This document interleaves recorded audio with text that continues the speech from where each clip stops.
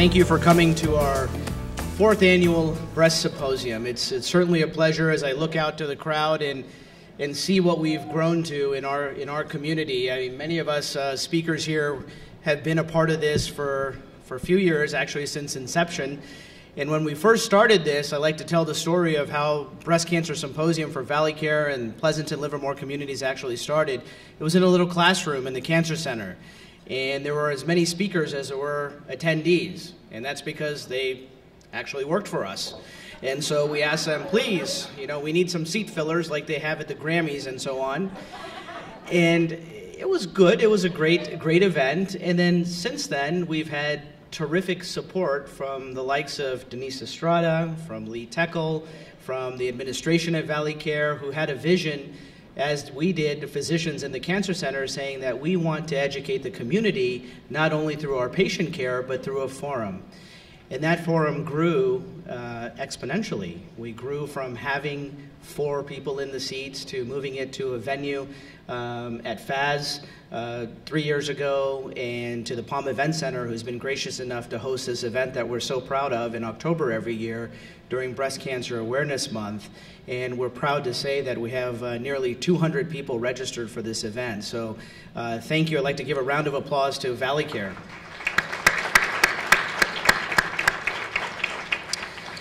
Also like to thank our sponsors. As we've grown in scope and such, we've also grown in the number of sponsors, and I'd like to take a second just to thank those.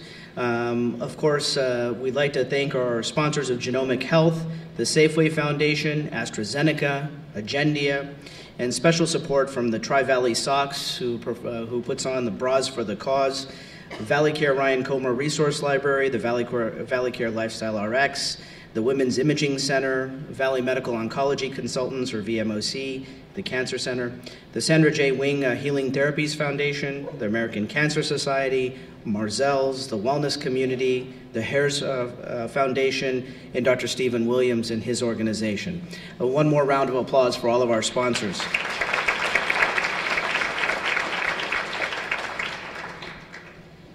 Well, just a note of housekeeping. If you look, you'll have an agenda in front of you, and as you can see, we're sticklers for time, and we like to stay right on the agenda. But I promise you we'll end on time, and I promise you that you're going to have a spectacular array of speakers. We're very proud to be breast cancer providers in the Tri-Valley. I came from a very academic background in a university setting in the Midwest. And when I moved here 5 years ago, I never thought that I could continue academic exercise and academic practice and continues to be state-of-the-art and also state-of-the-science. But I'm fortunate enough to have a group of colleagues from soup to nuts that allow us to practice, we believe, excellence in care. And you're going to hear from some of them, and I'd like to just jump right in, actually, with our first speaker. Our first speaker is Dr. Ruby Chang. She's one of the best mammographers that I have the pleasure to work with. Many of our patients know her by name, and radiologists don't get that advantage many times where they sit kind of in a bat cave. They're kind of scared of bright lights during daytime, and they read images. Not so much for Dr. Chang and her team. They very commonly go out and meet patients, and patients feel comfort in getting counseling because of the apprehension about, their mammogram, whether it's a screening mammogram or a problem-solving mammogram or a mammogram many years after treatment. Well, Dr. Chang is a board-certified radiologist who currently works for Bay Imaging Consultants Medical Group. She is the medical director of diagnostic imaging and serves as a co-chair of our breast steering committee at ValleyCare along with myself. She had done her fellowship training at Stanford University Medical Center in abdominal imaging and radiology.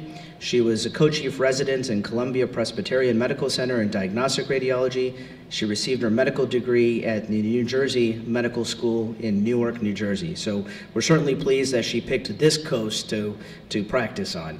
Dr. Chang, why don't you come on up, and she's going to be talking about breast density, what does it mean, mammograms, and beyond.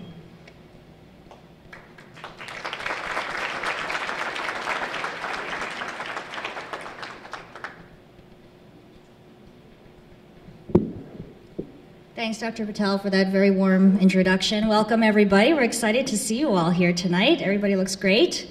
Thank you for coming. So my topic tonight is breast density. What does it mean? And I think this is an interesting topic, especially this year, since we had some new rules, new laws enacted in California that lets you know about your breast density if you've had a mammogram. So I was doing some last-minute edits on my talk last night at about 1 in the morning, and I was surfing the internet, and I happened to come across this internet page. So this is actually fresh off the press from middle of the night last night. It's from health.com, and it caught my eye because it talked about 9 big breast cancer breakthroughs for the year 2013. And one of these 9 big points was actually breast density matters. So what is breast density? Breast tissue is composed of 3 different types of tissue mainly: fatty tissue, fibrous tissue, and glandular tissue.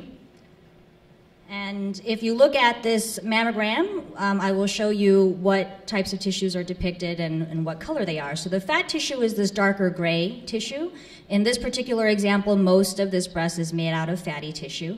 The fibrous tissue are the ligaments that go through the breast and also part of the wispy white areas that you see here. And the glandular tissue is predominantly this wispy white area. This is the part of the breast that makes the female breast compared to the male breast. Glandular tissue changes with your menstrual cycles and certainly during lactation.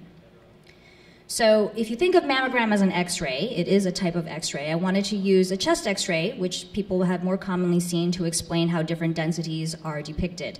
So if you think about the body, the bones being very, very dense, the skin and the fat underneath the skin being not as dense, the lungs definitely filled with air, not dense at all, you can see how the less dense tissue is darker gray and the denser tissue is white.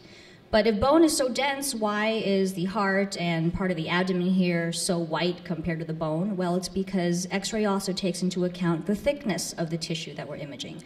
So for women who have had their mammograms, this is why we have to compress the breast so much, and it gives us a more even thickness of the tissues throughout, which means that when we look at your mammogram, when areas are white, it's not because that part of the breast is thicker, it's because the composition of the breast is different, and it's made up of the fibrous and the glandular portions of the breast.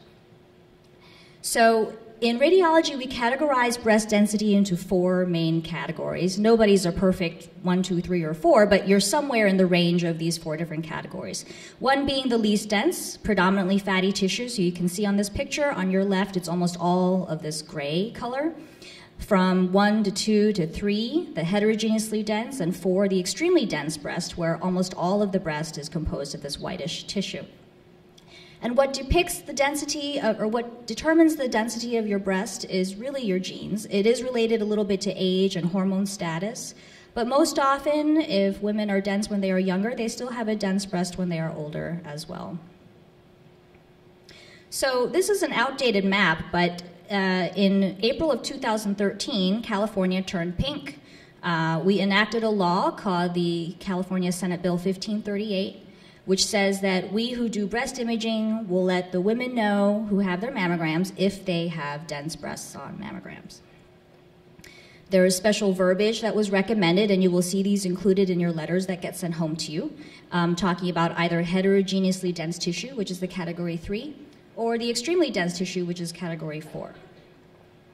So category 3 and category 4. So out of those 4 pictures, if your breast looks somewhere like something like this or something like this, where there's about half to 3/4 or almost 100% of it being dense like this, you will be considered as having a dense breast on mammography. And why is this important? Well, research has shown that the dense breast has 5 times the risk compared to the average fatty breast of having breast cancer.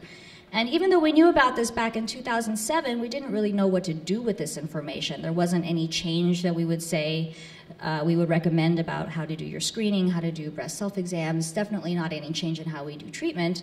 So it's nice information, but there isn't anything that we can offer after we give you this information. But now there is, and so it's important for us to let you know why, to let you know if you're dense, if your breast is dense on mammogram. Why the increased risk is something yet to be determined. There are 2 main theories out there, mainly that in a mammogram that has white tissue like this, when you're looking for a cancer which shows up as a new white dot or a new white area on a mammogram, it's harder to detect. Also, the other theory is that the white glandular tissue is more active tissue and therefore more prone to changes and possibly changes toward cancerous cell development. So to kind of summarize to the bare bottoms of what we're talking about, if you have a dense breast and you have increased risk factors for breast cancer, you should get additional imaging. And I say additional imaging meaning something on top of screening mammograms that are already done. So what kind of risk factors are we talking about? So this is kind of a busy slide, but it mentions the main risk factors we're talking about. So the BRCA gene, the BRCA gene, which is the breast cancer gene, any prior radiation therapy to the chest, so in cases of, let's say, prior lymphoma treatment, a personal history of breast cancer, something called atypical cells or atypia on breast biopsy results, carcinoma in situ, a specific type of breast cancer. And there are several breast cancer risk models out there that include lifestyles and age and family history, personal medical history, a lot of factors that go into calculating your lifetime risk. And if your calculated lifetime risk is 20% or higher, then that would be considered a risk factor. There are a few other different ways of breaking down the risk, either into 5-year risk categories, here 2.5% or 1.7%, plus a breast density score of 4, so that's the densest breast category. That would be counted as an additional risk factor. So, okay, I have a dense breast and I have additional risk factor and I need additional imaging. What does that mean? So 2 main things we think about when I'm talking about additional imaging for screening, and that's either breast MRI or breast ultrasound. And I do want to emphasize this does not replace mammography. Even if these 2 types of imaging are great, it still doesn't replace our time-tested mammogram. So 3D breast ultrasound is a way of screening the whole breast with ultrasound, or breast MRI. And so here you can see a diagram of a patient lying on her stomach, and there's a special coil, a mechanism that has a cable going to the MRI machine. You get rolled into the MRI machine and pictures get taken of the breast. There is a contrast injection or an IV injection of an agent that goes through your bloodstream and goes through the tissues and shows us the perfusion pattern in the breast tissues. MRI is a great tool. It's very, very sensitive. And when we're talking about sensitivity in medicine, we mean the ability of a test to detect an abnormality. So close to 100% for invasive cancer, which is excellent. For patients who have dense breast, plus one of those additional risk factors or increased lifetime risk of breast cancer, like I talked about just now, MRI is often reimbursed or covered by insurance, so that's something that you can take into account when you're thinking about what additional imaging tests you might want to have.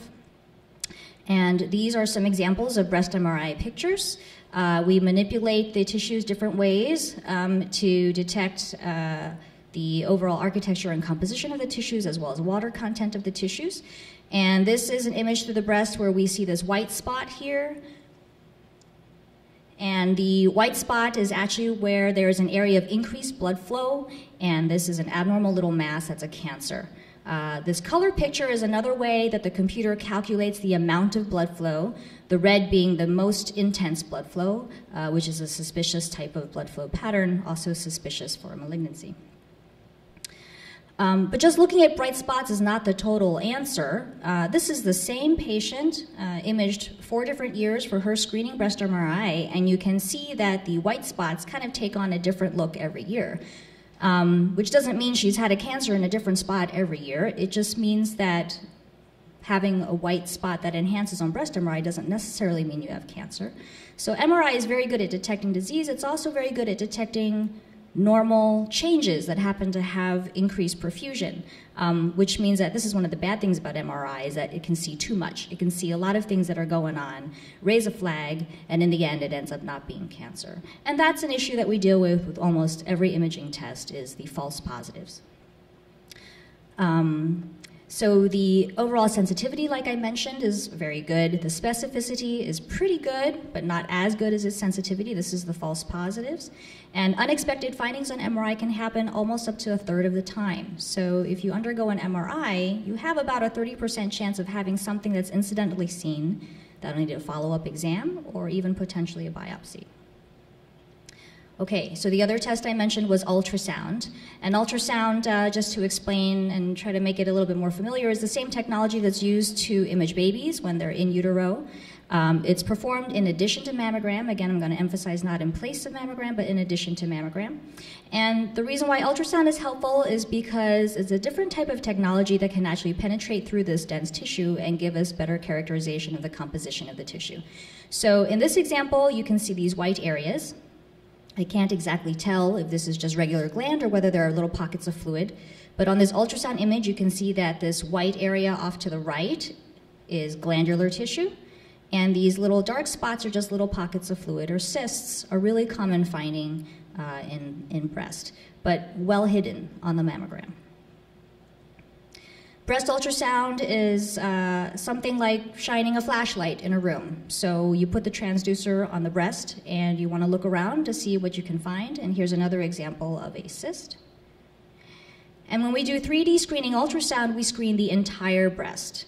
If we add a screening ultrasound to mammography, you can boost the sensitivity or boost the detection rate by 10 to 25%, which is pretty good. In some studies, they've even approached 100% detection, which is excellent. There's still a lot of research going on about screening breast ultrasound. The 3D technique is a relatively new technology, and so we'll see what the studies show on that.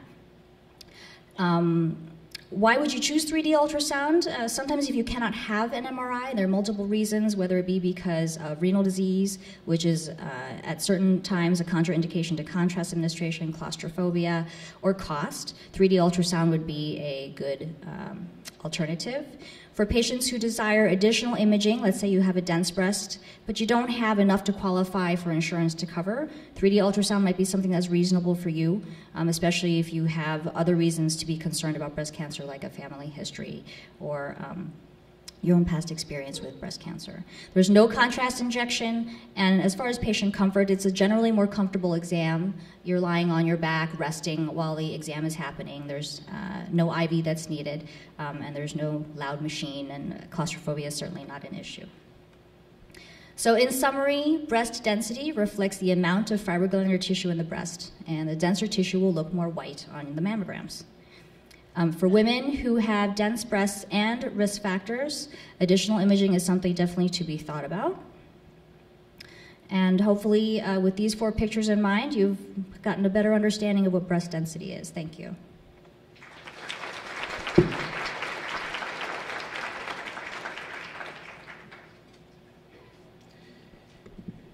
Thank you, Ruby, for that wonderful synopsis and bringing us up to date to where we are today.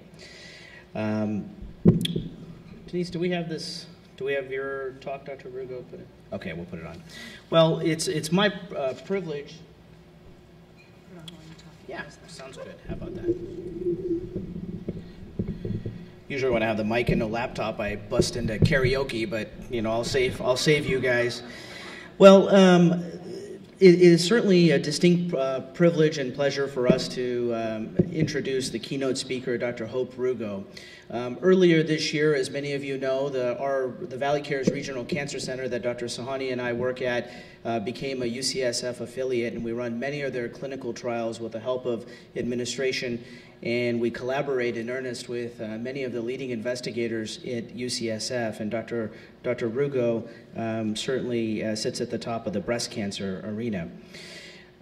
She has a very long list of accomplishments. She's one of the preeminent internationally known medical oncologists in breast cancer and breast health. She did her undergraduate degree at Tufts University in Boston and followed with her medical school degree at UPenn in Philadelphia. And then, like Dr. Chang, went from the East Coast to the West Coast and landed at UCSF, where she completed her internal medicine residency and then her fellowship training in medical oncology. And then she wanted to try the peninsula and spent some time as a postdoc in immunology at Stanford, and then returned to UCSF, where she was very involved in the bone marrow transplant program for a number of years. and in 1999 joined the Breast Care Center at UCSF and has been the tip of the spear on cutting-edge research with novel therapeutics and such since that time. She's involved, as I mentioned, in multiple research initiatives, and she's here today to give us her perspective on updates in breast cancer research and treatment. Thank you very much, Dr. Rugo, for making that trek from the city out to the East Bay. Thanks. Thanks very much. It's a great pleasure to be here and with colleagues that I work with very closely and with all of you in this area. Of course, I rarely, the way I leave San Francisco is usually on an airplane, so it was kind of funny to actually be in traffic. I usually leave work so late I don't hit any traffic, and I live in San Francisco. So anyway, it's quite an adventure. So it's always a challenge to know what to talk about in about a half an hour about updates in breast cancer, and also to gauge the audience. So raise your hands, and at any time when I'm talking, if I'm saying something you don't understand or using some jargon or something that's not making sense, because I'm certainly trying to tell you a little bit of a background and then what I think is really exciting, at least a little bit of it. And the picture here I have is balloons rising in the sunrise in Cappadocia, Turkey. But it was just such an amazing thing, and so is the progress we're making in breast cancer. I think a model for what's going on in all other malignancies. And in terms of the kind of sort of awe, inspiration that it gives you to be in a balloon in sunrise in Cappadocia, Turkey, I was at the Breast Cancer Research Foundation's annual fundraiser meeting yesterday and the day before. The Breast Cancer Research Foundation was the brainchild of Evelyn Lauder, who really built the Estee Lauder company into what it is now. And her Estee Lauder was her mother-in-law. And so she wanted to do something for breast cancer. She actually died 2 years ago of ovarian cancer, so, of for her, an unrelated disease.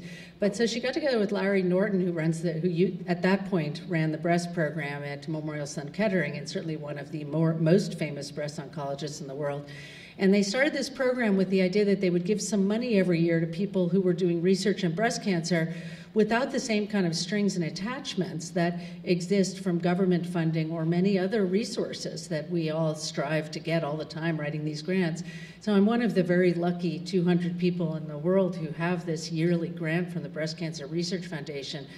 The kind of excitement that has brought around, the kind of research that is talked about in a little seminar around this time, the people's stories that come up are just really incredible. So if you have a chance to just look at their website sometime, the Breast Cancer Research Foundation, it's really unbelievable what they've done, starting from really very little and building it into a tremendous research program. One of the things that they built some money into funding now that was talked about is this idea of taking advanced breast cancers worldwide. So there'll be a US and European program, and probably the rest of the world eventually, where we'll actually do what's called deep sequencing of these cancers to try and really understand what drives metastatic cancers. What are the genetic changes that make cancers be resistant and grow? And in that way, it'll help us find the right treatments for the cancers. And the BCRF is behind this in a very big way. So it's very exciting.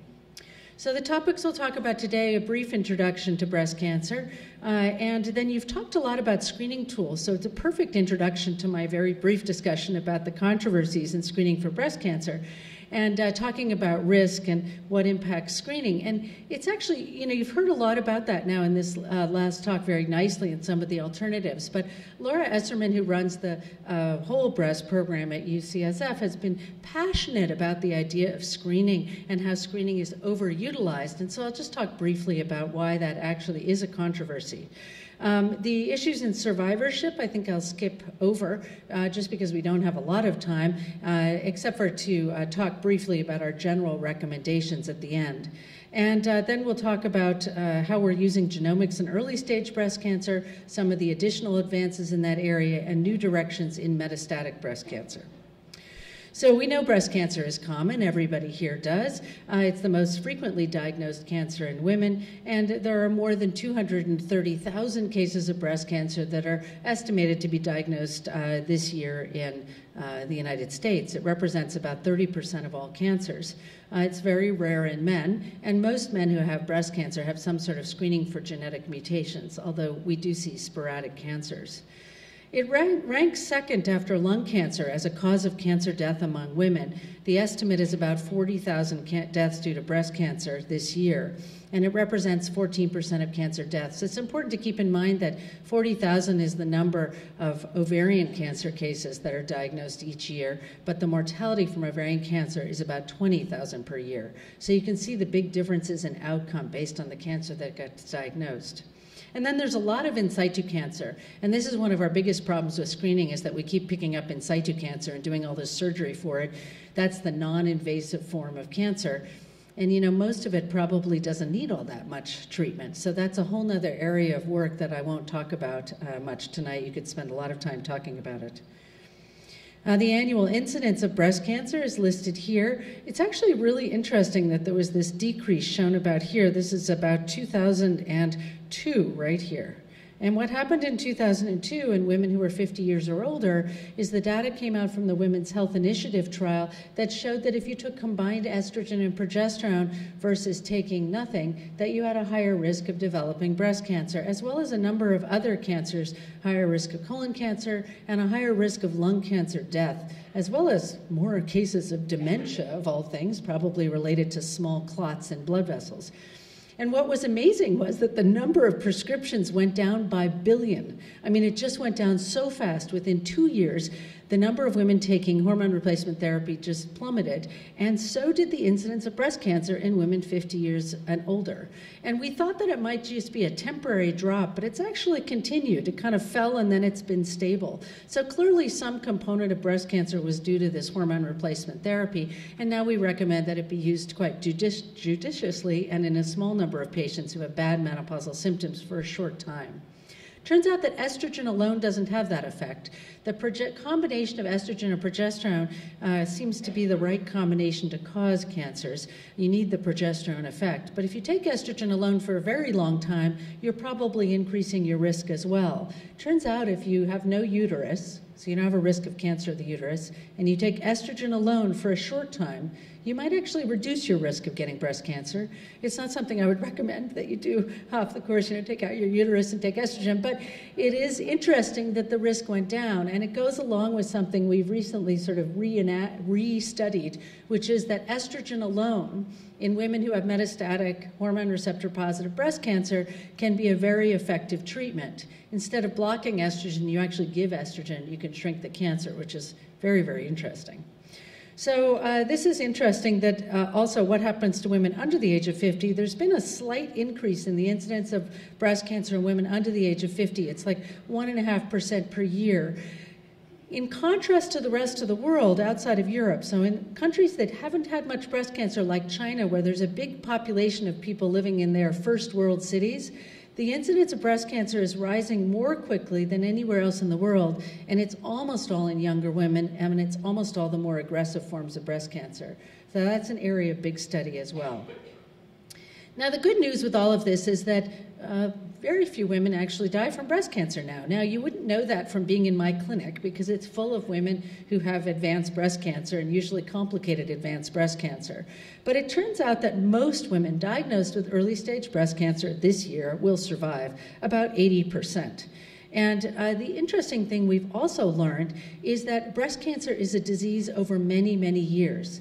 That is particularly true of the majority of women who have hormone receptor positive breast cancer, where recurrence occurs over 15 years. And you can see that if you looked at the women who had no recurrence at 10 years, this is older treatment from 1991, at 15 years, there were 5% more patients who'd recurred.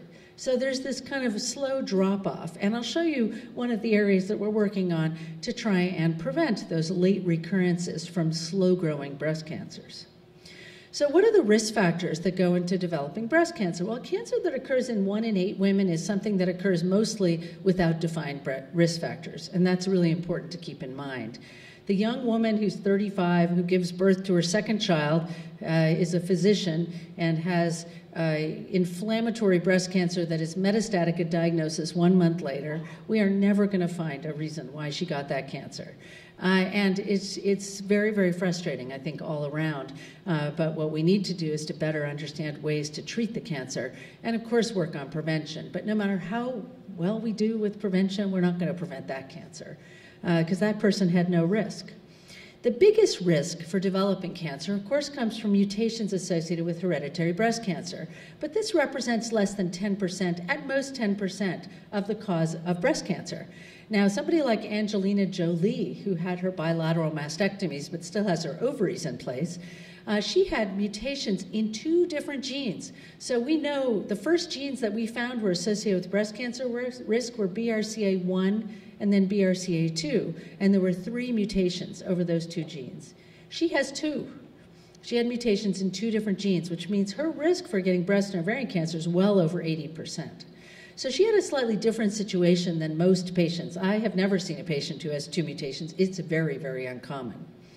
If you have a first-degree relative with cancer before the age of 60, your risk is more than 2-fold increased, but it's much smaller than if you have a mutation where you might have a 60 to 80% lifetime risk. If you had chest radiation, now who gets chest radiation? I just saw a woman who had Hodgkin's disease and had mantle radiation, so they radiated the chest. We don't do that so much anymore, but the latency, in other words, the time from the trauma to when you get cancer could be as long as 40 years, so we're still seeing those patients. My mother died from breast cancer, and I believe that she got the cancer because of radiation to her chest wall given for acne when she was a teenager in New York. And that was a common use of radiation. We didn't understand what it caused. That was in 1930-something. So it was a really long time ago. Now, the number of women who have those kinds of cancers has really dropped off because they've all gotten past the age that they're going to get cancer. They've died of something else. And then if you've had any lobular carcinoma, ductal carcinoma in situ, the pre-invasive cancer, your risk is increased if you have prior cancer yourself. Or as we get older, our risk for developing cancer increases. But so also does decrease the aggressiveness of these cancers. So older women, just like older men, tend to get less aggressive cancers. Now, minor risks are a longer exposure to estrogen. Mostly we can't really fix that. You know, you have your period starting early and you go into menopause late. You never breastfed. You took hormone replacement therapy. You never had children, so your ovaries never stopped. You know, they continued to cycle throughout your life. Turns out that also increases your risk for ovarian cancer. Being overweight, and it turns out to some degree being diabetic, increases your risk a little bit, and it probably has to do with just being exposed to more estrogen. And then exercise seems to reduce your risk a little bit. And alcohol. If you drink alcohol, not that you're, an alcoholic, right? Because then you get other problems. And not that you're drinking a little socially. That's okay too. It's sort of the everything in moderation. If you're drinking a couple of glasses, 2 to 4 glasses of wine every single night, that seems to increase your risk for breast cancer about 2-fold.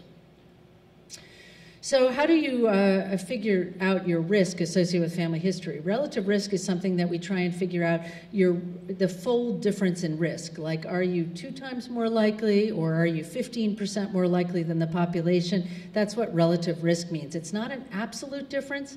Like 15% more than the population might be you have a 2% risk, of something.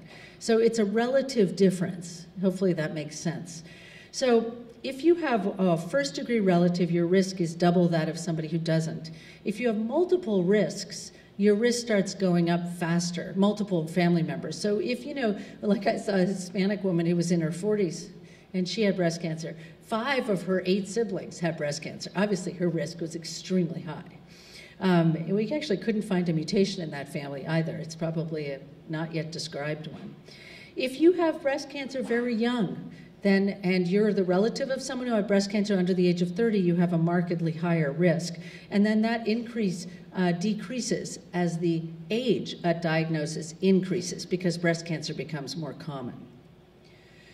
Now, I mentioned that the difference in alcohol is a small risk. The estrogen and progesterone replacement therapy, it depends on duration of exposure. Estrogen alone, you have this decrease, but over time, so if you took 10 years of estrogen alone, then your risk would increase. being very overweight. So I don't know if any of you have ever looked up your body mass index, but you can calculate it on Google. Like you can find most things on Google. In fact, it's better than PubMed, I think, sometimes for looking up papers.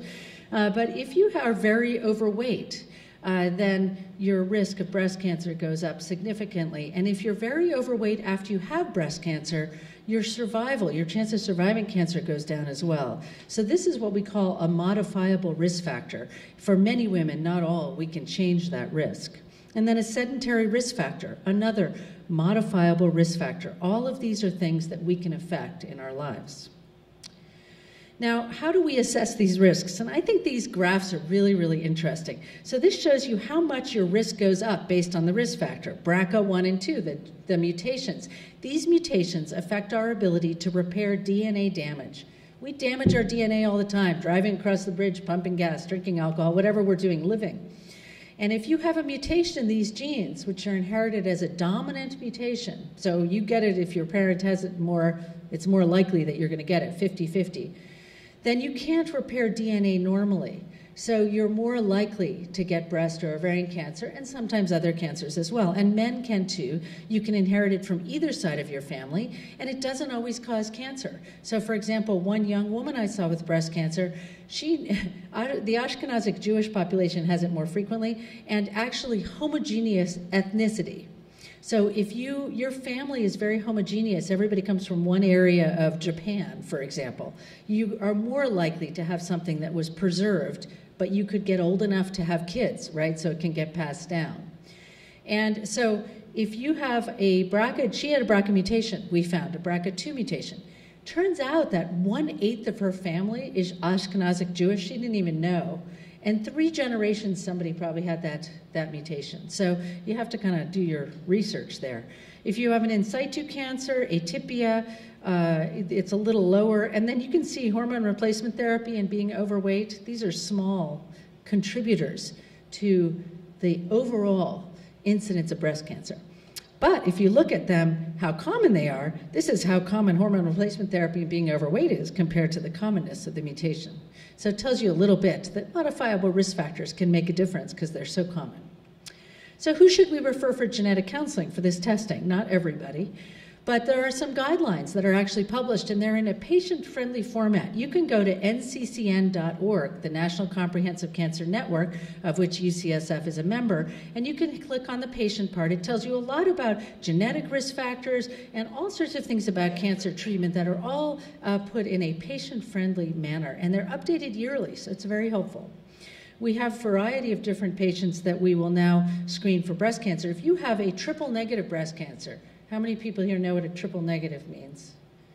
So not a ton. So the markers we look at for breast cancer, I'll show you in a moment, estrogen receptors, progesterone receptors, and something that occurs in about 20 to 25% of breast cancers, HER2/neu.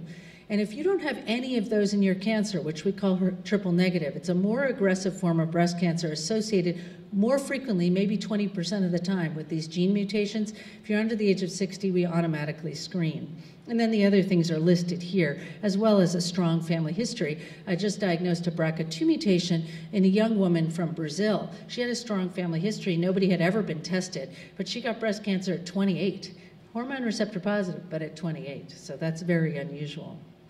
Now, why is there a controversy about mammographic screening? You saw the nice pictures, and how we can screen and breast density, et cetera.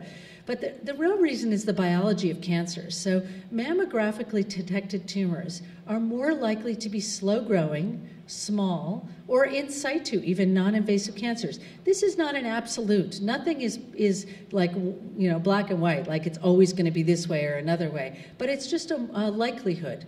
If you have very, very dense breasts, you're not going to see that tumor until late, which is one of the reasons that breast density may be associated with a slightly worse outcome. It may also be just your baseline levels of estrogen you're exposed to.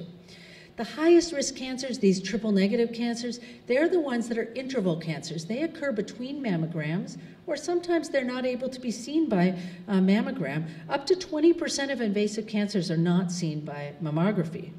So the controversy remains about when to start screening and how often we should do that. And every other few months we see an article that goes on one complete side of this story. You shouldn't do screening, you should do screening. So we have to kind of take a happy medium. And I think risk-based screening is most appropriate.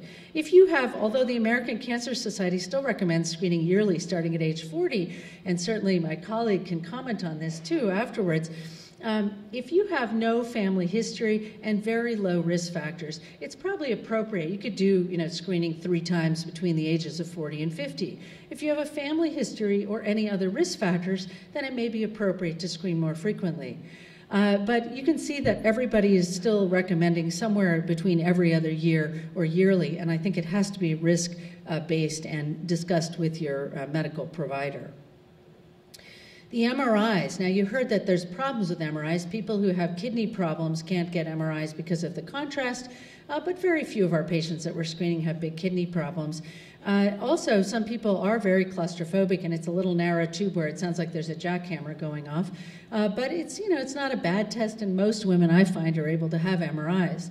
The bigger problem is it's expensive, and it gives you a lot of false positives. So you see all sorts of things in there, and many times people have the capability to do an MRI, but they can't do an MRI-guided biopsy. So women will have a little tiny cancer and end up with a mastectomy because they have little stuff that means nothing in the other parts of their breast. So we have to use the screening tool judiciously. And so there are actually published recommendations about who should have MRI screening. Patients who have BRCA mutations who still have their breasts, because you can do mastectomies and markedly reduce your risk, but women may want to wait on that for obvious reasons. So if you have a very high lifetime risk of having breast cancer, doing screening MRIs once a year has been shown to improve our diagnosis of breast cancer early. So that may make a difference in survival, although we haven't shown that yet. So these are the various recommendations. If you have moderate risk, it's hard to know. I mean, we have patients who have a diagnosis of breast cancer that wasn't seen on mammogram. Those women often will have MRI screening at least for a period of time. Once women go through menopause, they tend to have less dense breasts as the estrogen levels drop, and then you can change your screening tools. Not every woman diagnosed with breast cancer needs an MRI either. If you're an older postmenopausal woman with a mammographically detected small, low-grade cancer, you don't need a screening MRI. So we have to be cautious about how we use this tool, because then we end up doing all sorts of biopsies and more surgery than we need. And that's everywhere. That's across the United States that's going on. So let's talk about a little bit more about what we do when you have breast cancer and what the advances are. And, there's a lot going on, and it's complicated. And it's complicated for us as physicians. We've all had to go back and learn more molecular biology. I had to learn things that we didn't know when I went to medical school, much less my undergraduate training. So when we've all done this, we've gone back and learned more about molecular biology. This is a very rapidly changing area. Used to be, if you wanted to look for a gene mutation, it cost thousands of dollars and months of time. Now we can look for specific gene mutations for a few $100s, and it's really quick. So it's changing. We're able to look at more and more genetic material faster and at lower cost. And that appears to be something that's changing fairly rapidly. And competition is a good thing. I don't know if you followed in the news that the company that had the patents for doing BRCA testing lost their patent rights, largely from a huge effort from the guy who runs genetics at UCSF, a very, very interesting physician who took this up as a big cause. And so they lost their patent rights, and since they lost their patent, which was earlier this year, there's been 5 competitors out there. They can do cheaper, faster testing. So, it can be a good thing to have some competition out there. But what we've learned is we started from trying to understand the genetics of cancer. So we learned that gene expression could vary based on different cancers. Now, what's gene expression? I don't know if anybody's been to the Exploratorium recently, but despite the fact that they moved and have less visitors and are losing money, it is really a remarkable place. And what you can do actually with blocks is understand this, hands-on, right? So we have DNA. We're born with our DNA, but the DNA can be mutated and change. And for example, HER2/neu positive breast cancer is due to an acquired mutation in the cancer cell. It's not in the rest of your body. BRCA mutations, you're born with that. That's in every cell of your body. right? So when we're looking for mutations, we actually find the ones you're born with, but we're looking for these acquired mutations. Now, what happens to DNA? A lot of DNA sits around, doesn't do much. So if you look at mutations overall, you don't really know which ones are important and which ones aren't, right? You just get a bunch of gobbledygook. That's part of the problem. DNA that's active is translated into RNA, very similar to DNA, but that's called gene expression. It's the expression of the gene. RNA is very transient. DNA, we could find some DNA from dinosaurs, right? It's meant to hang around. RNA is meant to be something that you only make when you need it. Because if you made it all the time, everything would be, you couldn't adjust. You couldn't adjust to the environment. So we look at RNA as something that shows what the cancer is doing right now. But it's a big challenge. You've got a lot of RNA out there, and it only lasts for a short period of time. So we've only recently had the technology to actually look at RNA in tumor samples that were removed from the body and fixed and held in a little block. And we can only look at some genes.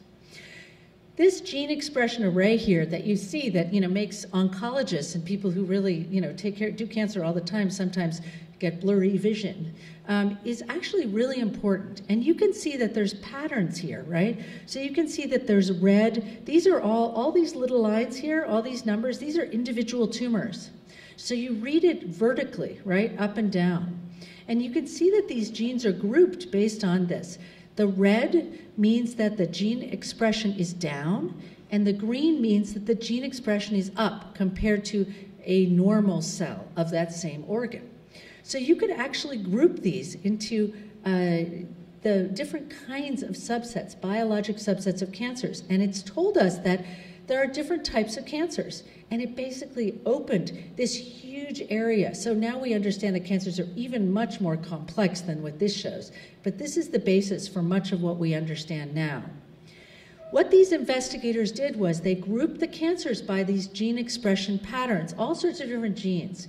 And they showed that how you did, your risk of surviving your breast cancer, the chance the cancer would come back, was based on these patterns. So you can see some people had very little recurrence. They did great.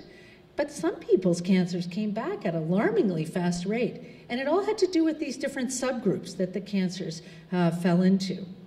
Now, we know that these subgroups also correspond to the kind of imaging characteristics. It's not a perfect correlation, but this is work done at our institution by Laura Esserman and Nola Hilton, a PhD in imaging, where they've shown that if your cancer is really very discrete like this, so just a blob, that you tend to have a better acting cancer than if the cancer is diffuse and all over the place in the breast. These tend to be the worst acting cancers. So what are our new directions that we're going to talk about now that we understand everything there is to know about the basics of breast cancer?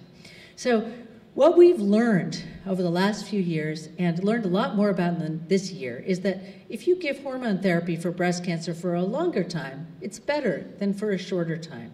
Mostly, but not always.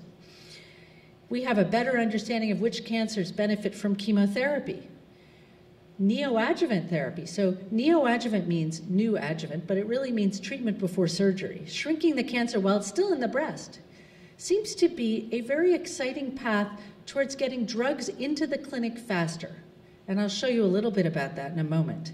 And then we have continuously improved options for this 1/4 to 1/5 of breast cancers that are HER2 positive. Now, you take all breast cancers, and we've divided them up into these broad groups. Now, I showed you the gene expression stuff. You can imagine we're going from this group to multiple subgroups. But we haven't quite put that into the clinic yet, so we're going to stick with these for the moment. So we know that most breast cancers are hormone receptor positive, estrogen and progesterone receptor. About 15% are that triple negative, so negative for these and progesterone receptor. And then about 20% are HER2 positive, and half of those are estrogen receptor positive also. This group of cancers and this group tends to be more aggressive, and we almost always treat those cancers, if not always, with chemotherapy.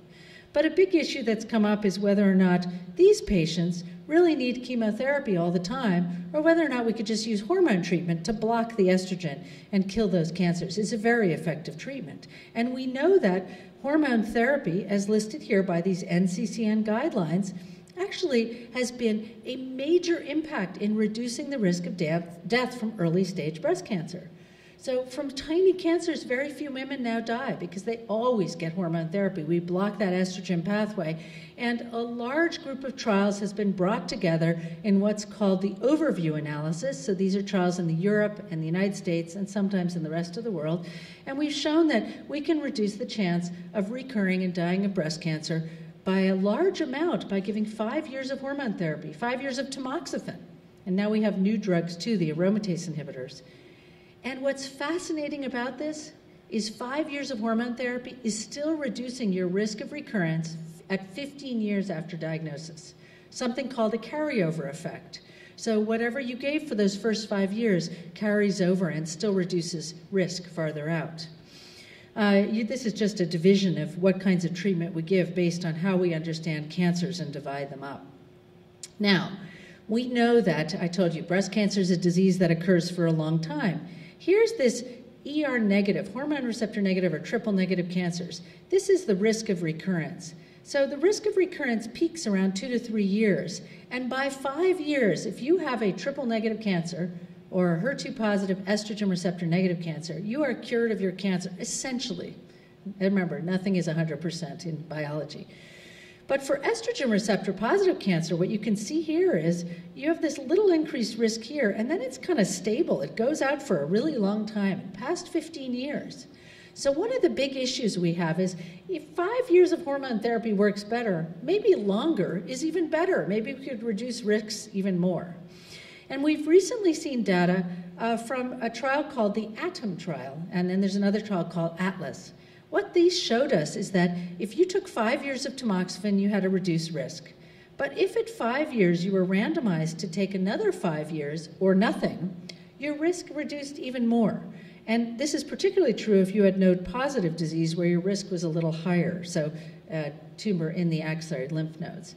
It turns out that this is a big issue because we also know that if you're premenopausal when you get diagnosed, you take 5 years of tamoxifen, and then you're postmenopausal, I have a bug wanting to live with me here. If you're then postmenopausal and you take a drug called an aromatase inhibitor that blocks production of estrogen, you also reduce your risk of recurring and dying of breast cancer. We know that if you're postmenopausal and you take an aromatase inhibitor up front, you're going to feel really stiff and be dry. But there are some ways of getting around that. But your risk of breast cancer recurrence will be lower than if you took 5 years of tamoxifen. But what if you're 35 and you have node-positive breast cancer? At 40, you're not going to be postmenopausal. So this is what this data really applies to, is the younger women. But now we know that pretty much all women who have higher risk breast cancer benefit from longer duration hormone therapy. What are the downsides? Side effects. So we have to balance it. It's always a risk versus benefit analysis. And for postmenopausal women, the risk of cancer of the uterus goes up from if you take 10 years of tamoxifen versus 5. And there are more uterine cancer cases, and some women will die of those cancers. So you have to balance it. If you have a 10-node positive breast cancer, though, your risk of dying of breast cancer is much higher, so you want to take the tamoxifen. Now, what about molecular approaches? How could we personalize our treatment for patients with early-stage breast cancer? Well, you can look at this gene expression, RNA, and make a score based on some genes that are out there. And there's a lot of competition. Many different people have these scoring systems now. The two that are most frequently used are called Oncotype DX, or the recurrence score, or Mammoprint. And we'll talk a little bit about Oncotype DX. You take the tumor that's been taken out, put into a little paraffin block, and you take a little piece of it. And you can look in there for cancer genes. We send it off. They look for the cancer genes. They give us back a score. And what we've learned from that is a little bit about who benefits from chemotherapy and who doesn't. Turns out from other studies that patients who fell into a high-risk category, this is the kind of result you get back, benefit from chemotherapy and have a higher risk of distant recurrence or metastatic breast cancer. Women who have a low score have a low chance of benefiting from chemotherapy and have a better outcome, less of a risk of recurring with metastatic breast cancer. It's not perfect. This data was all done in node-negative breast cancer, and we don't really know that it applies to very young women. And obviously there are always problems where one test tells you one thing and another test tells you another, but that's the nature of medicine. So these are just a couple of examples. Here's a 64-year-old woman who had a small cancer, 1.3 centimeters. We call that stage 1. Hormone receptor positive, HER2 negative, the lymph nodes were negative. But she had a very high recurrence score, and we wouldn't know about that. The score was 32. This predicted that if I gave her 5 years of tamoxifen alone, she would have a 22% risk of having metastatic disease at 10 years. That's a fifth of the patients. It also predicts that she could benefit from chemotherapy. So this is a patient who got chemotherapy. I think it's very, very helpful. What happens with other situations? Well, we have a little bit of data that says that maybe this is a good test for node-positive breast cancer. So this is a woman who is 47. She found a little lump. She had a family history, no genetic mutation. We found a tiny little cancer, 0.8 centimeters, less than a centimeter. But when she had her node assessed, she had as much cancer that was in her breast in a lymph node.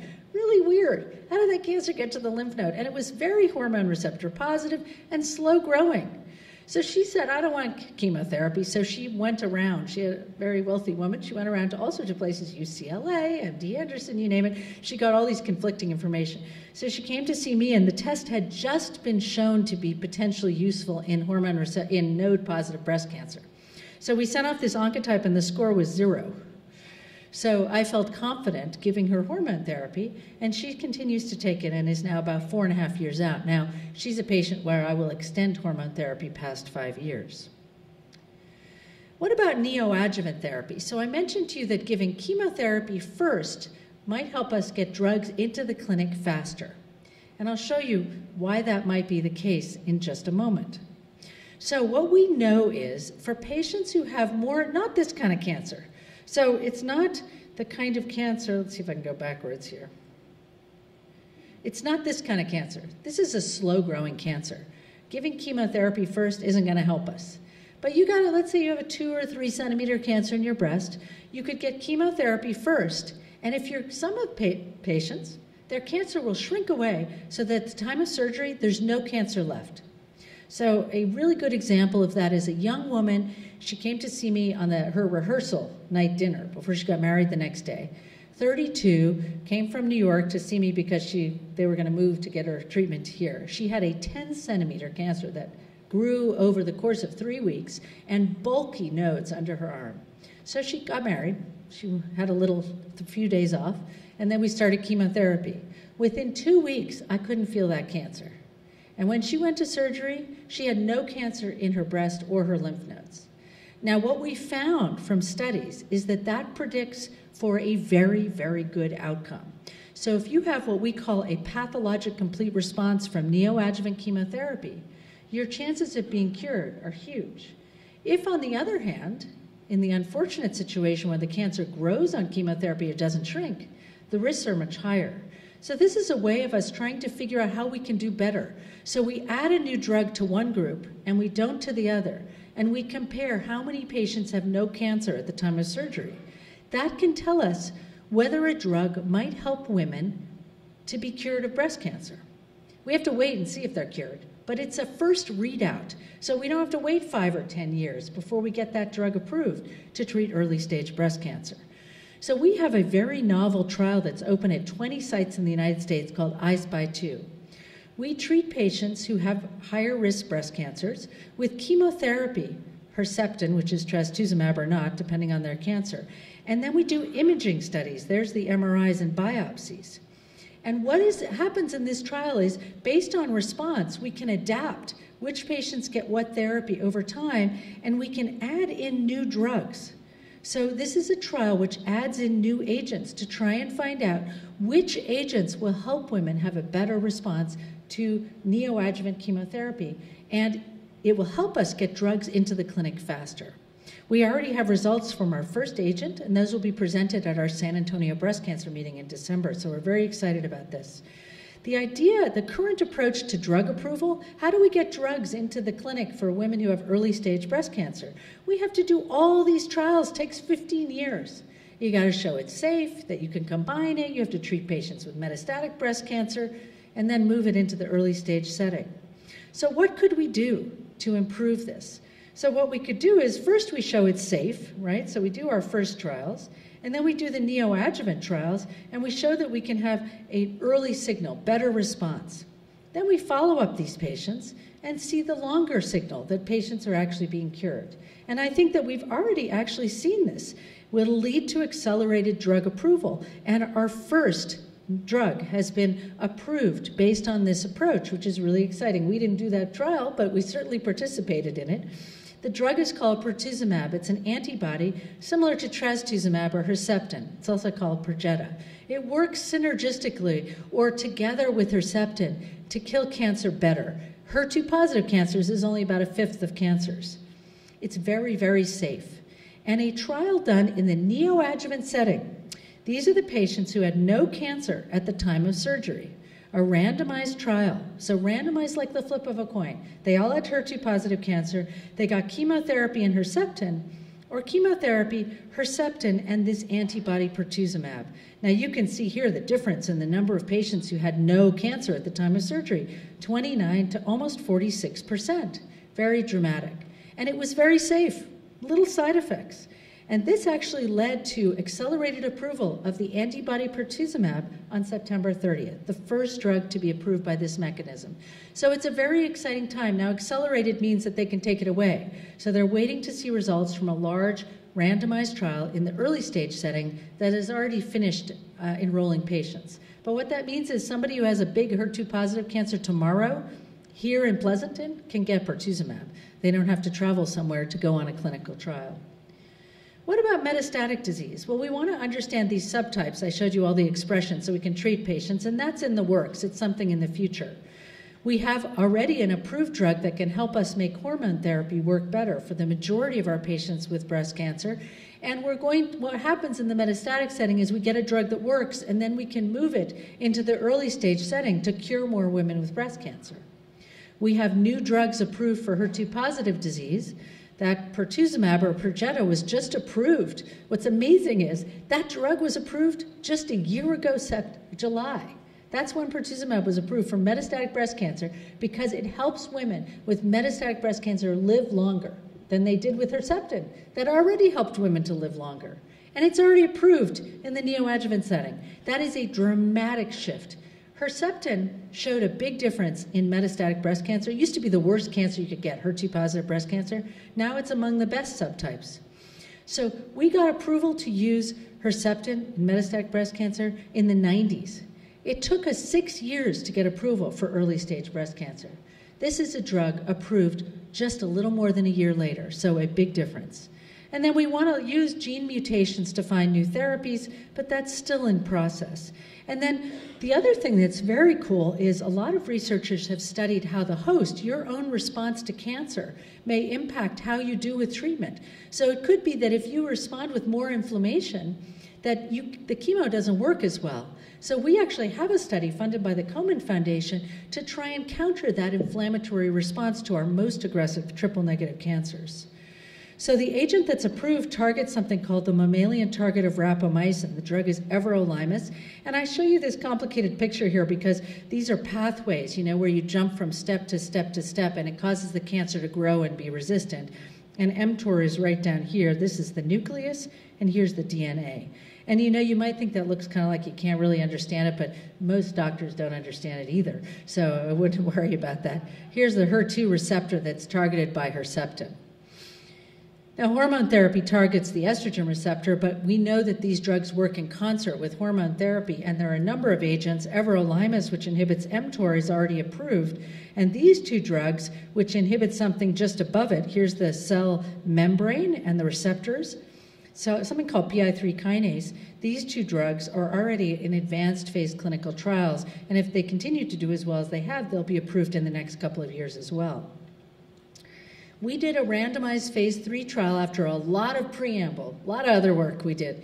And this was an international trial. And what we showed in this trial was that if you had cancer that had grown on a hormone therapy, and you took another kind of hormone therapy versus the hormone therapy plus that mTOR inhibitor, everolimus, that the combination worked better than hormone therapy alone. And this is the kind of results we get, where women had disease that responded to therapy for a median, that means some were longer, some were shorter, of 11 months versus 4 months with the hormone drug alone. So we improved the options available for women who have advanced breast cancer, and this drug is now in early phase trials. Now, there's always a cost. There's a big monetary cost. These are expensive designer drugs. And also, it causes side effects, more side effects than the hormone therapy. So we're actually working on a trial to try and counter those side effects, namely mouth sores, with a steroid mouthwash, and also education for patients and physicians. Then a really exciting new agent is a drug called palbociclib, much better than calling it 0332991. And this is called a cyclin, I spelled it wrong, dependent kinase, or CDK4/6 inhibitor. This is the cell cycle. This is how cells grow. I don't know if you remember mitosis, cells dividing, but they have to go through a cycle, right? And then they grow and divide. These enzymes are really important for letting the cell grow, and we've never really known how to work with them.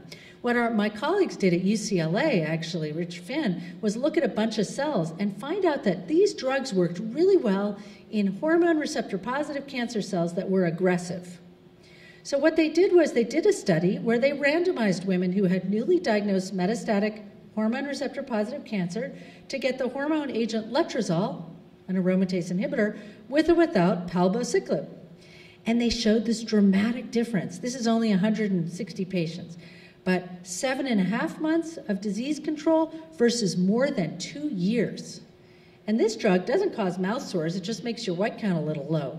So it's a really exciting drug. So right now we have the phase 3 trial open. This is the drug that will lead to registration of this agent, randomizing patients with newly diagnosed metastatic hormone receptor positive cancer to either letrozole and placebo or letrozole and palbociclib. I have now 9 patients on this trial at UCSF, and it's very, very well tolerated. So they're either on the drug or placebo. We don't know, it's blinded, but it's very exciting. So we're looking forward to this, and I just got approval today to do a trial in patients who have more heavily pretreated hormone receptor positive cancer with tamoxifen or another hormone drug, so we're excited about that. I mentioned that pertuzumab was just approved in antibody, but we also have this smart drug, the first of its kind in breast cancer. Herceptin, I said, was a great antibody, right? What they did, and it took 12 years, was link Herceptin to a toxin. So you got the Herceptin, and then you put a little linker on, and then you put a really nasty drug in there, right? A nasty drug that works at tiny doses. And what you do is there's the antibody with the linker and the nasty thing, the toxin. It binds to the receptor. And what the cancer does normally is it pulls the receptor inside the cell. There it is, pulling it in the cell. Now what happens is the body digests this receptor. And what happens is as it digests it, it breaks the linkage, and the nasty thing gets sent out to the HER2-positive cell with selective killing of only those cancer cells that have HER2, not your normal cells. No hair loss, you're giving the chemo, very well tolerated, little side effects, a little drop in a blood count, a little increase in a liver enzyme, but really well tolerated. This drug improves survival for patients with HER2-positive breast cancer compared to our standard and had less side effects. So it was approved in February of this year, very exciting. Targeted delivery of a nasty drug, very good.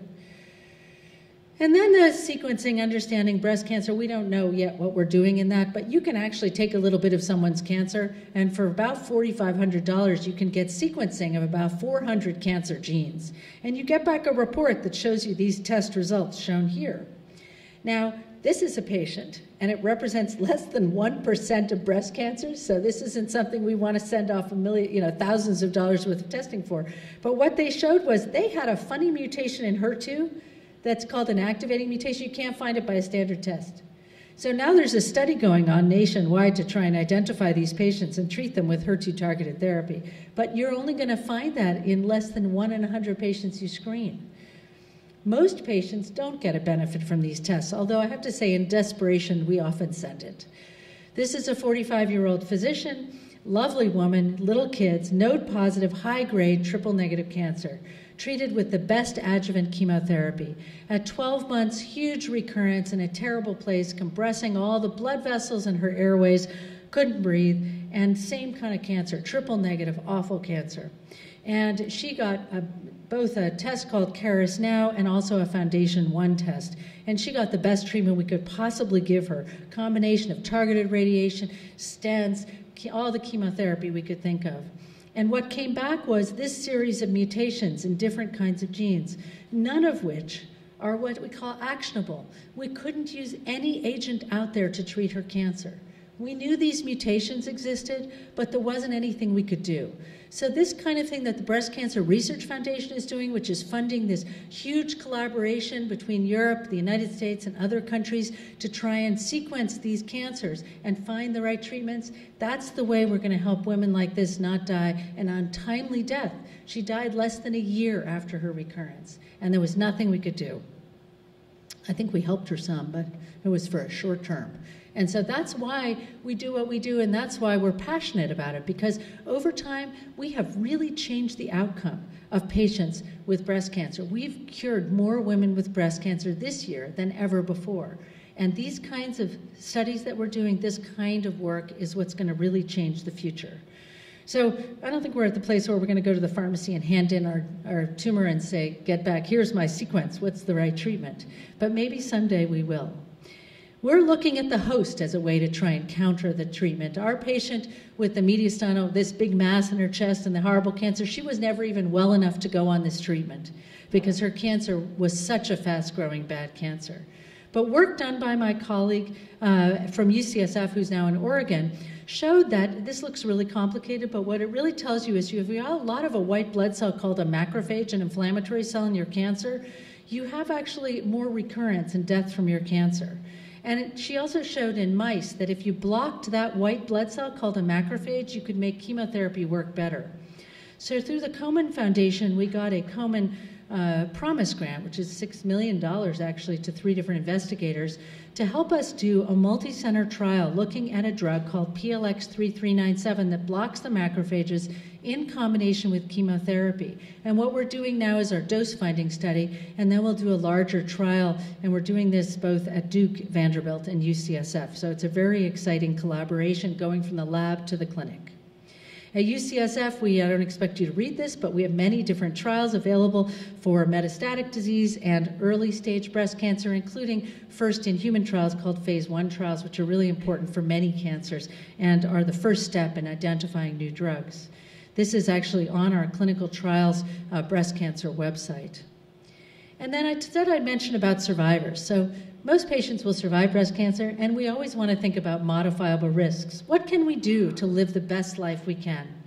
Maintain a healthy weight throughout life, and this has been shown by studies. If you do gain weight, if you have a tendency to gain weight as you go through menopause, we just have to work on countering that so that it's a modest weight gain and not a big weight gain. We want to be active. Activity is really important. That doesn't mean you have to run a marathon. Walk to where you're going. Walk up the stairs. Park farther away so you can walk farther. Walk more quickly when you're walking through the airport or wherever you're going so that you get that little bit of exercise in there all the time. And at least 30 minutes on 5 or more days a week is what's recommended. And then a healthy diet, more fruit and vegetables, not a lot of sugar-filled fruits, no juices. Think about that glass of juice you're eating. It's usually empty. It's calories with no benefit. Think about the soda.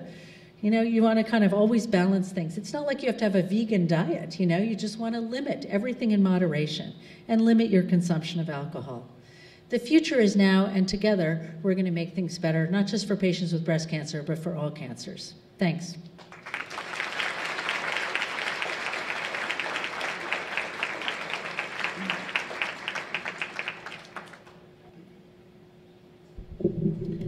Well, thank you very much, Dr. Rugo. That was a spectacular talk and a whirlwind through past, present, and future. Exciting times indeed. Well, I think what we're going to do, I'm sure Dr. Rugo's got a long journey back as well, but if you'd be so kind, I think what we'll do is take a few minutes for questions. If the panelists would please come back up front. If you can turn the mics on here, please.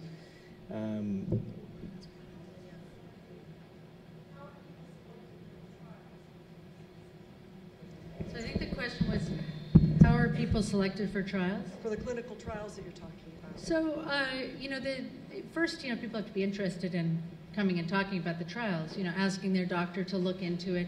Because actually, and Dr. Swanee can make a better comment on this than I, but, oncology practice very busy. You have, a patient coming in with breast cancer and then bladder cancer, so you can't know everything about everything. So some physicians are much more oriented towards clinical trials than others, but, and some patients are afraid of clinical trials. They're afraid of being a guinea pig, for example. But clinical trials generally always compare the standard treatment to the standard treatment plus, so that there's not a downside. And I always tell patients, I wouldn't do a trial unless I would enroll in it or would enroll a family member. So the eligibility depends on what it is the study is oriented towards, early stage, late stage, a particular subtype of breast cancer. And so really it has to be the interest on the part of the patient, the physician, and then the right situation. So just to add to that, I think, for example, at our practice at the Cancer Center, we have a clinical research coordinator who actually, any new patient referral we get, she actually matches the pathology and whatever information is available with any available clinical trials. So even before the patient comes and sees the physician, on the left-hand side of the chart is kind of a preliminary list of what the patient may be eligible, so that it jogs the physician's memory, like Dr. Rugo mentioned. I think the biggest challenge we have faced in the community is what Dr. Rugo pointed out, is the first reaction, I don't want to be a guinea pig. And this was something that was quite instructive when I came to the community. When I worked at UCLA, every patient went on the clinical trial. And when I came into the community, I was shocked that none of the patients wanted to go on clinical trials. And then, yes, with time I learned, patients who drove to UCSF or drove to UCLA had already pre-selected themselves and were motivated to get onto studies. So what we did here in the community is we've done every year 3 sessions in the community called Learn at Lunch series, talking to community members about what clinical trials are. And like Dr. Ugo rightly pointed out, in cancer medicine, we don't do sugar pill versus treatment. It's always standard of care versus standard of care plus the new drug.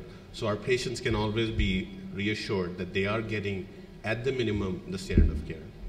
Yeah, and I think that that's a really, really important point in terms of thinking about the trials. And I think people also sometimes have a concern that they might do worse. And indeed, if you're getting a new agent, you may have more side effects than you would have if you aren't taking that agent. But that's something that we watch very closely. And I always tell people, you might as well try it because you can always go off if you don't like the treatment. And sometimes we have a win, this, for example, that's how trastuzumab Herceptin was studied. And, we always have the N of 1, what we call the one-patient rule. Have one patient who went on a trial that we did with Sloan Kettering 11 years ago who had metastatic triple-negative breast cancer that was resistant to chemotherapy, and the best chemo we had then.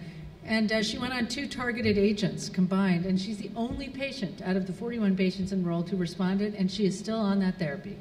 She's been to Lourdes, thrown out a ball at the baseball game, all sorts of things. But she's in her 70s now. It's really unbelievable, and occasionally we see that also. Another question? Sure. I've got a mic. You got the power. I've got the power. Thank you. I'm curious, Dr. Ruga, what is your take on after treatment testing, especially when chemotherapy was after surgery, and especially for stage 3 triple negative? So I think that, it's actually a bunch of slides I took out of this because I had a shorter time to talk, but the focusing on that idea, like what do we do for the survivors, in terms of monitoring for recurrence? And I think that, our general rule is that you monitor for a recurrence that you can still cure, right? So you monitor with mammograms and breast self-exam, MRI if indicated, because a new cancer is something you can treat. And then you have, depending on your risk, exams and notice your symptoms. So there doesn't seem to be any value to doing routine imaging, like a PET CT, for example, or routine blood tests, actually, because many times people have a recurrence with normal blood tests, and if you do a PET CT scan, you can only do it so often, and the cancer is as likely to come up in between. So until we know that by catching tumors really early, there's some research going on looking at little bits of DNA that float around in the blood. If we could find the recurrence before we could see it, then maybe we could change that. But right now, what we really do is see the patients and have a very low threshold for imaging. If somebody tells me that they have, arm pain and it's persistent, I'm doing scans, their chest x-ray, a PET CT, whatever it is. I have a low threshold for doing a scan, but I don't do them routinely. And then, of course, a careful exam to make sure there's nothing on examination. Okay, another question? Yes, I have a question about vitamin D. You did list that as a risk factor, and I understand that that's something that's being looked at currently. Is low vitamin D a risk factor for breast cancer that you are doing any trials on? It's one of those things where you need, like a lot of money, like billions of dollars to do a study, and it may be 20,000 women, so it's probably not going to happen. But there are a lot of researchers that have looked at this in populations and shown that if you have low vitamin D, you have a slightly higher risk of breast cancer. And then one investigator looked at the women who had vitamin D levels after breast cancer, and they had a slightly higher risk of recurrence. Now, we don't know that that means that if you replace the vitamin D, that then you have a lower risk. That's the problem. It may be a sign of something else. But because vitamin D is really important for bone health, we generally replace the vitamin D. I don't go with the really huge doses because I don't know if they're doing something bad. Nobody's ever looked at that. But we definitely try and replace vitamin D in our patients because we know that that will keep their bones healthy as well. So that's sort of how we've dealt with that. We just don't know the answer yet. The other thing that people have found is that, with obesity and high weight, that abnormal glucose or sugar metabolism plays a role. And so there's been a lot of interest in using a diabetic drug called metformin or glucophage. And a big trial enrolled over 3,000 women who had early-stage breast cancer and randomized them to either get nothing or metformin, because that is the standard of care, is, once you're done, you don't take anything else. And so it's going to be interesting to see what happens with that trial. It was everybody. It wasn't a select group, so we don't know if it will help or not. And metformin causes side effects, so I don't think it's a good idea to use it yet until we have a better idea. Okay, we'll take 2 more questions. So one more here, and then we'll break and we'll ask more questions up front. Please. I think I saw something up there concerning something new or something that's in research for the estrogen-driven cancer cells. And I wondered if you would just explain that to me and also talk about the 3 medicines that are available after menopause, if you know what I'm saying. Yes. So the 3 drugs that we have, actually we have more than that, but if you're talking about early stage breast cancer, the ones that are approved for early stage breast cancer fall into a class of drugs called aromatase inhibitors. They block an enzyme which produces estrogen in the cells of your body, including the breast cells, after your ovary no longer makes estrogen. Those drugs don't work if you make estrogen from your ovary, even if you're not having periods.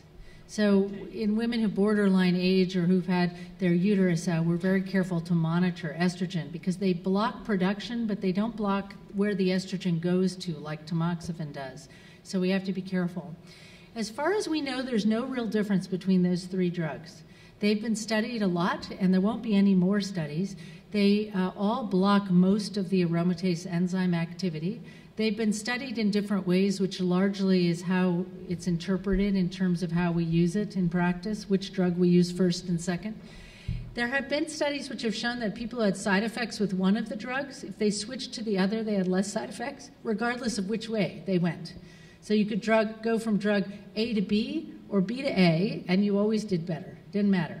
So the side effect profiles seem to be relatively similar as well. So we use the drugs relatively interchangeably. The 3rd drug, which is called aromasin or exemestane, had the least amount of study in the early stage setting, so we tend to use it more in metastatic breast cancer or in women who have problems tolerating hormone therapy. We know that the majority of cancers are estrogen receptor positive, driven by estrogen. But some of the cancers come back even though we give the right hormone therapy. And some of them don't respond to hormone therapy. They come back right away. So our goal has been to understand the pathways in the cancer that make it resistant and then try and change it. So we have a couple of agents now. One is approved and one is in studies. And then there are a whole bunch of others, because once you get one approved drug, everybody jumps on the bandwagon because they think they can sell an agent and make their money back.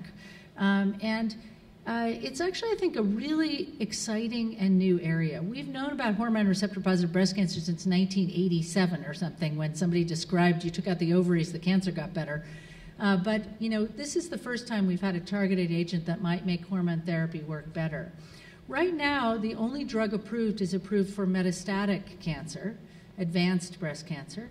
But there are studies starting in early-stage breast cancer. For example, that cyclin-dependent kinase inhibitor, palbociclib, we're doing an international trial with my colleague in Germany where we'll look at women who got chemotherapy before surgery, had residual cancer that's estrogen receptor positive, and those women will be randomized to receive either the palbociclib or not, along with their standard hormone therapy. So we're really excited about that way of moving the drug into early-stage breast cancer. I hope that answered your question in the shortest way possible. Thank you. Thank you. One more question here. Dr. Rugo, good evening. How do you treat your patients who are premenopausal on tamoxifen and then they become menopausal? How do you treat such a patient? Because if they're striding menopause, usually the suggestion is that they go on tamoxifen. What if the woman shortly thereafter goes into menopause? Well, I think that there are two different parts to that. One is that for high-risk premenopausal women with hormone receptor-positive breast cancer, there is still controversy over whether we should let the ovaries continue to make estrogen. We can give an injection once a month to shut them down, and that may be beneficial in some groups of patients who are young with breast cancer, particularly very young women who have very high levels of estrogen from their ovaries. That's called ovarian suppression.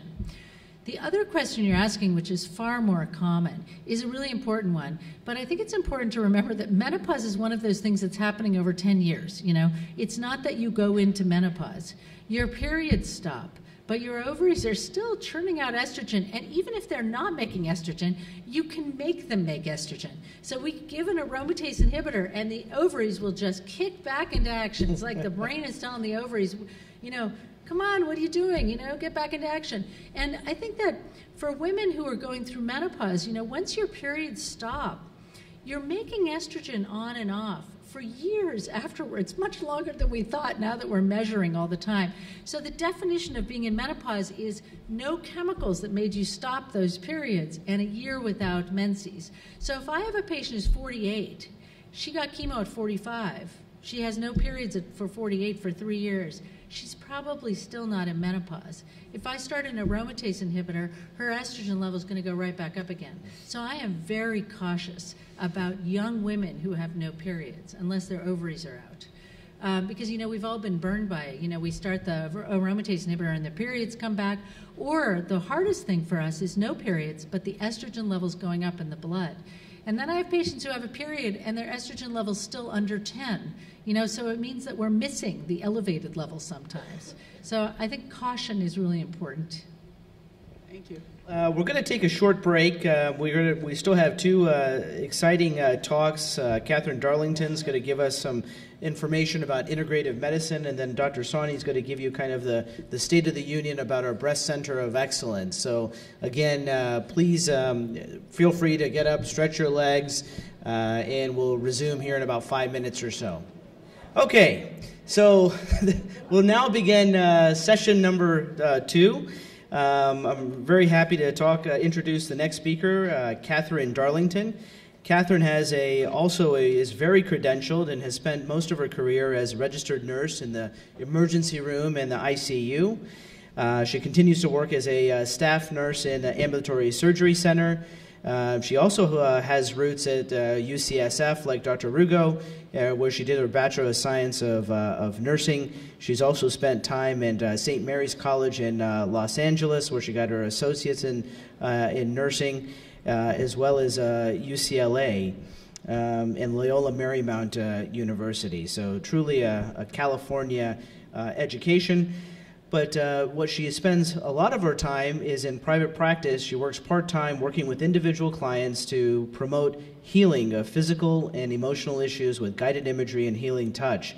And she's been such an influence on Dr. Sawhney and I, because we've had the privilege of having her truly practice and be a part of our integrative oncology program.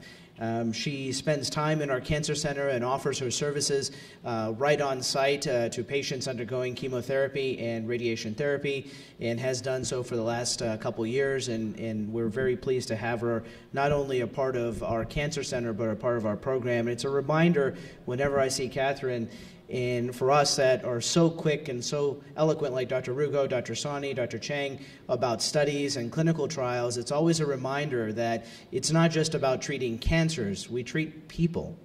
And when we treat people, it's given that you have high quality and state-of-the-art medicine, but treating other aspects of care, oftentimes physicians, we need help. And the area of complementary medicine and individuals like Catherine allow us to treat people.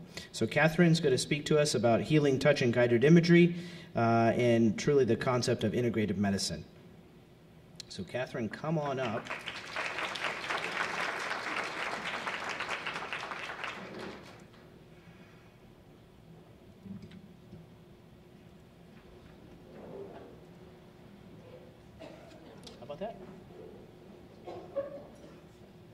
Thank you, Dr. Patel, for your really nice words. And I will just say it's a pleasure to be here tonight, and it's nice to see all of you. And Dr. Patel and Dr. Sani and Dr. Chang, from what I know, they don't need any help treating the whole person. I wouldn't be here tonight, and I wouldn't be able to work with them if they didn't always care about their patients, or not just as someone with a diagnosis. They really do care. So that's why I have the privilege of being able to work with them every week. So I'd like to begin by clarifying for everybody, what is integrative healthcare? It combines the best of complementary medicine with the best of mainstream medical care. So as you've been hearing from our previous speakers tonight, we have fabulous high-tech Western medicine right here in the Valley with Valley Medical Oncology Group, and all of our teaching institutions around with Stanford and UCSF and UC Davis. So we're very fortunate. We have this great high-tech care with the latest and best treatments, but we also know that we have people in our care. So we want to provide the complementary and alternative practices because they've been shown to be so helpful in supporting the strength of a person as they're going through these treatments. This little chart helped me when I first came upon it to understand all these different types of alternative care. So we have the body-mind group, nutrition and herbs, body work and movement, energy medicine or biofield therapies, and some that are complete health systems. Okay? I'm not going to read all of them. I know you can see them up there. But that just gives us a little framework, so when we're talking about all this, you know, these are the sorts of therapies that are included. They do not replace chemotherapy and surgery. We need that. That's what's going to kill the cancer and or whatever other disease process is going on in the body. But these systems can, again, they can help keep the individual strong so they can get through their therapies well. At ValleyCare and at Valley Medical Oncology Center, so that you know what to expect if and when there's any slight concern about a mammogram. You would first be introduced to the breast cancer navigator, and our new navigator is Sherry LaSalle. So again, women have a resource from the very beginning, and men too, for those few guys that might get breast cancer. Sherry is there to help guide you through the process. Okay. We have information and support groups at ValleyCare in the library and through the Cancer Resource Center. So again, we don't want you to feel like you're hanging out there because the doctors are fabulous and they'll spend a lot of time talking and explaining things. But if you're like me, sometimes you go home from a medical visit and you go, oh, what did they say and what does this mean? And or you want to start gathering more information. So we have these resources because we need that time. Okay, to assimilate all the new information. We have nutritional education all the way along, from beginning or during therapies and or later, for the whole lifetime. Our library has a fantastic resource center with research librarian and nurses and volunteers who are there to help you learn, explain, research, whatever you need. So please use it. Now, the newest part to the care that we're offering is what I get to do with everybody while they're getting their chemotherapy or radiation, okay? So we'll talk more about the exact therapies we provide in a few minutes, but we have it now at the Cancer Center, which is really helpful because we find often people don't seek supportive therapies because either they don't have the money to pay for it, and we'll talk about funding later, or because they're just exhausted and they don't have the time and energy to book one more appointment. So by offering it while you're already there at the Cancer Center, it enables people to get that therapy more easily. Last but not least, if you are using our program here in the Valley, we have a wonderful survivorship program with Ruby over at our Lifestyle RX facility, where we have classes such as yoga, guided meditation, support groups, a therapeutic massage, and exercise. And all of this is free for 1 month if you are seeking and receiving care at our center. So I'm going to focus on 2 different types of care. These are the ones that I studied. When I was working in the ER for many years, I found I really needed tools to help my patients and families and coworkers and myself manage stress and pain. So one of them is healing touch, and if you remember back from that other slide, that's one of the energy therapies. So it uses light touch near the body to restore harmony and balance to the energy system, which facilitates the body's natural self-healing process, okay? It can be administered at the bedside or in a chair. You don't have to be in any certain special room. There's no special machinery. It's non-invasive, just light touch to help your body come into balance, okay? There's no contraindications or risk. It doesn't interfere in any way with any of the medications or therapies a person is receiving. And there's evidence-based research that demonstrates how helpful this is for people going through any type of treatment for cancer. So healing touch is one of the holistic nurse modalities of care that's offered, and being holistic means that it honors each person, not just as a bunch of muscles and bones and organs, but as a unique individual with their physical, emotional, mental, and spiritual aspects of our being, you know, who we are as a unique individual. Promotes relaxation, supports the immune system, decreases anxiety and helps to relieve stress, increases feelings of wellness and strength, can help decrease pain, and facilitate wound healing or bone healing. Okay? So besides just being something nice to do for people, what's also really valuable to remember is that when people feel better and stay stronger during their therapies, some research is indicating they actually do better. They have better outcomes, plus feel better along the way. So this is one of the ways that we support each person as an individual. Guided imagery is another process that we do that's a body-mind medicine.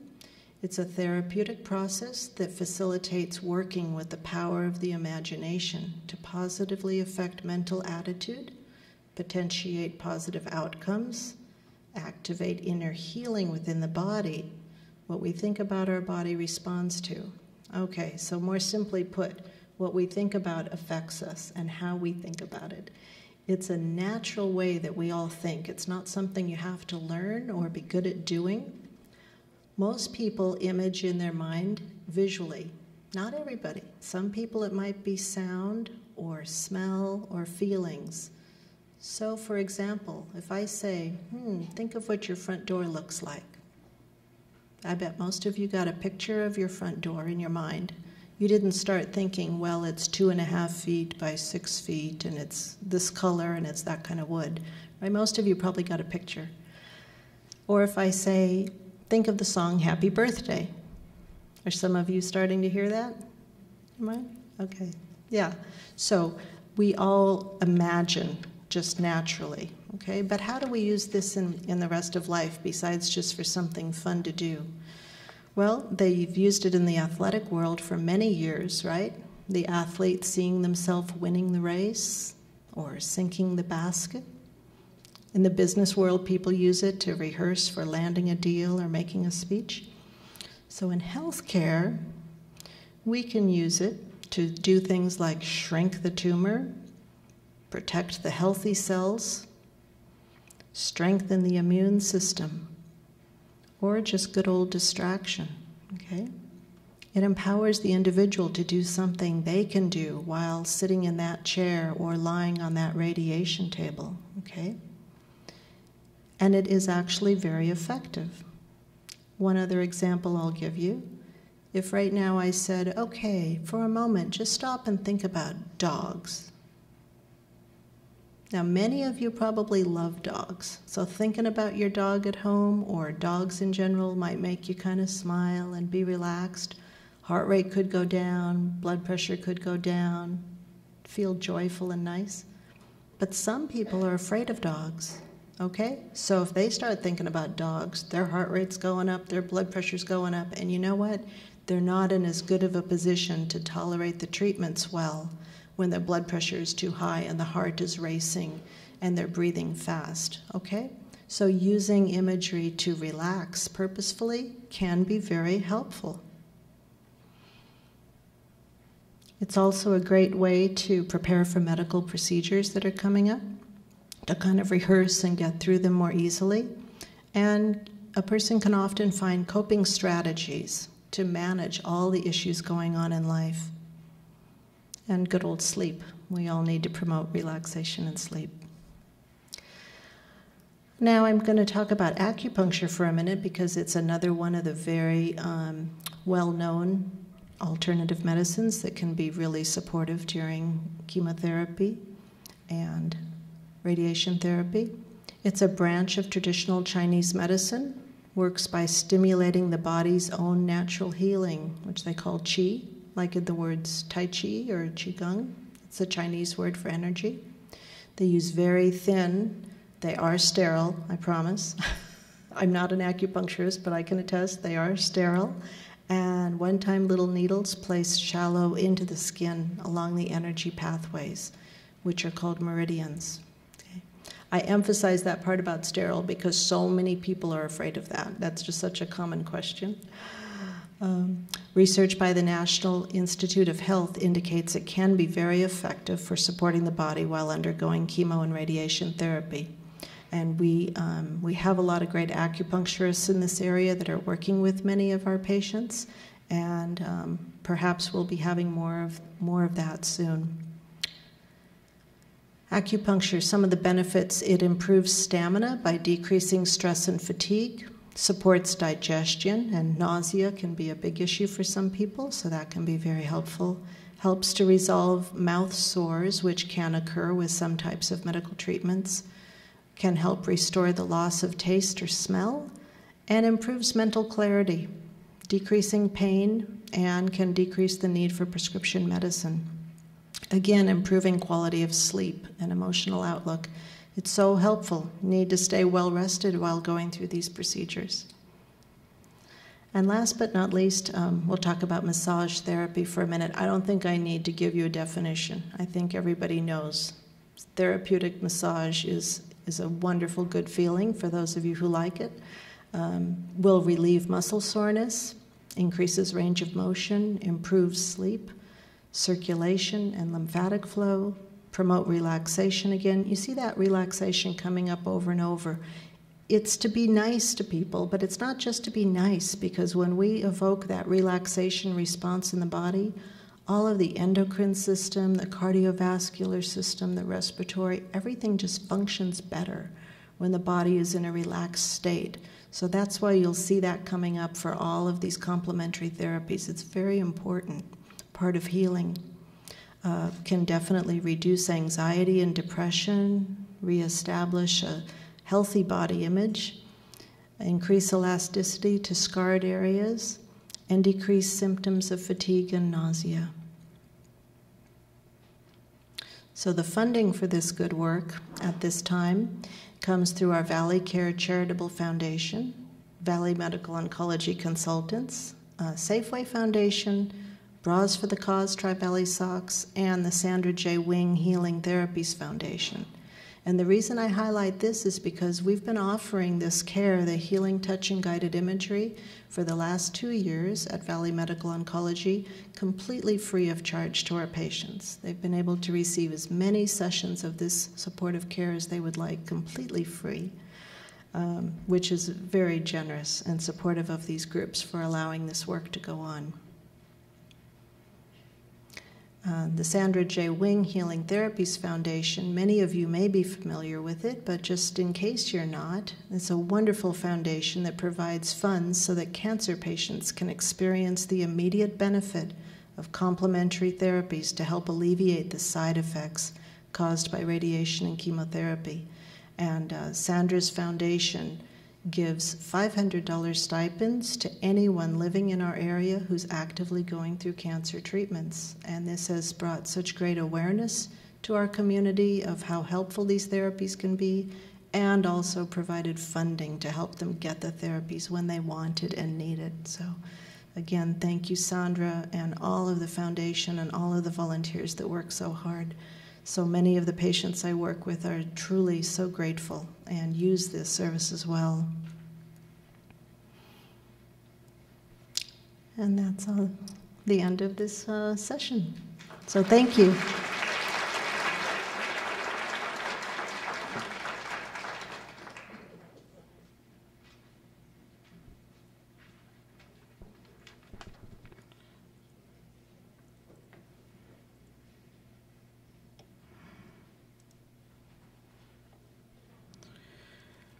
Well, thank you very much. I couldn't help but to think, Catherine, when I was listening to you, that I was undergoing some type of healing therapy or guided imagery with your voice compared to mine. So soothing. I can see how it's obvious in the audience how Catherine has helped so many of our patients. Well, it's certainly my privilege to present the ultimate speaker, both the final speaker in our agenda. And this is Dr. Sani. He has completed subspecialty fellowships in hematology, oncology, and geriatrics at one of the famous institutes in oncology at UCLA. While he was there, he worked at the Revlon Breast Center. He did his residency training in internal medicine at the Case Western Reserve University program in Ohio, where he also served as the chief resident. This specialty clinical training has provided him with extensive experience in the management, in particular, of breast cancer. He is also the recipient of numerous awards, including the National Research Service Award from the NIH. He has presented his work at national meetings and is published in peer-reviewed journals. He's currently the medical director of our cancer program at ValleyCare. He heads the cancer committee and is an active member of the breast steering committee along with the rest of us. He's an assistant professor of UCSF, and he's committed to providing comprehensive, compassionate, and personalized care to the community, which is the mantra of our cancer center that he has brought to us. It's a privilege to share many of our patients that we see here with him in a multimodality setting. He's a good friend of mine, and I welcome him to bring us home.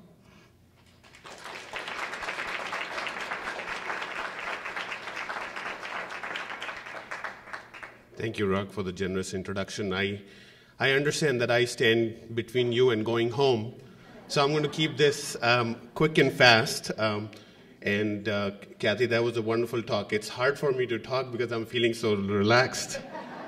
But I'm going to try and rev myself up a little bit. So what we wanted to close is with an overview of the Breast Center of Excellence here. This is not just a title, Breast Center of Excellence. This is actually a national designation that the Breast Center here has at ValleyCare that not many people or many institutions in the Bay Area have. Actually, you can count them in one hand, NAPBC accredited centers that have met certain standards. And what I wanted to do was give a quick view. So this all started with everybody in the community recognizing that we needed a comprehensive cancer care destination. You heard from Dr. Rugo, we have fine institutions around us, but it's not easy to travel. It's especially not easy to travel when you're on chemotherapy or you're getting radiation. So the need for a comprehensive cancer care was felt in our community. Visionaries and leaders got together. 2007, we opened the doors to the Regional Cancer Center at ValleyCare. That's what is on Stone Ridge Avenue. 2008, UC Davis approached us, and we ended up having a university affiliation. So it was a university-affiliated comprehensive cancer center. 2009 was the Women's Imaging Center that opened in the same building. 2009 also we started offering a very innovative breast cancer radiation therapy called the brachytherapy. We'll talk about that. In 2010, we had our first breast patient navigator, a dedicated resource, as Kathy pointed out, for our patients who were diagnosed with breast diseases. In the same year, we, as physicians and as people who were vested in this, decided that we wanted to come together, spend the time, and build something for our patients that is larger than the sum of all of us. And so a breast program leadership team was organized. You see the members of that team here tonight. A breast steering committee was started, and a breast patient care conference, also known as a breast-focused tumor board, was started. In 2011, we decided in 2010, within a year and a half, thanks to a lot of work by many people, we achieved this national accreditation. And this program, like I mentioned, is a national program. We have only a handful of centers. The center here at ValleyCare is one of those centers. And also the Women's Imaging Center received additional ACR accreditation that year, naming it a Breast Imaging Center of Excellence. What was behind this? Obviously, it's not a fancy building, nice paintings, good technology, but people. So a huge multidisciplinary team of physicians. This included actually women's health physicians, primary care physicians who wanted to participate in navigation, who wanted their patients from day one to participate in this. Radiologists such as Dr. Chang, who led the charge and said, you know what, we want to do better in health, in women's care and in breast care in particular. Pathologists who helped us with the pathology, surgeons who participate in the surgery, medical oncologists such as myself who administer chemotherapy, and then radiation oncologists such as Dr. Patel who come, who are part of the multidisciplinary team. Then most importantly, the cancer program staff. You've seen Denise here. She's been, walking all around and giving the door prizes. She's served as a bedrock coordinator. She's also a certified tumor registrar. Sherry LaSalle, who's our patient navigator, Lee Teckel, who's our clinical research coordinator. We have folks from the lymphedema program here who have worked very hard to make this designation as a National Center of Excellence come about. Survivorship staff, and you heard from Kathy Darlington on the integrative medicine aspect. Hospital administration was also very instrumental in supporting this dream. This was a dream, this was a vision, and they said, you know what, let's run with it and make it happen. And then most importantly, key community stakeholders. Many of them are here today. Foundations, local leaders who said, you know what, we need to have a better standard of care in the community. So all of this came together and made this a vision.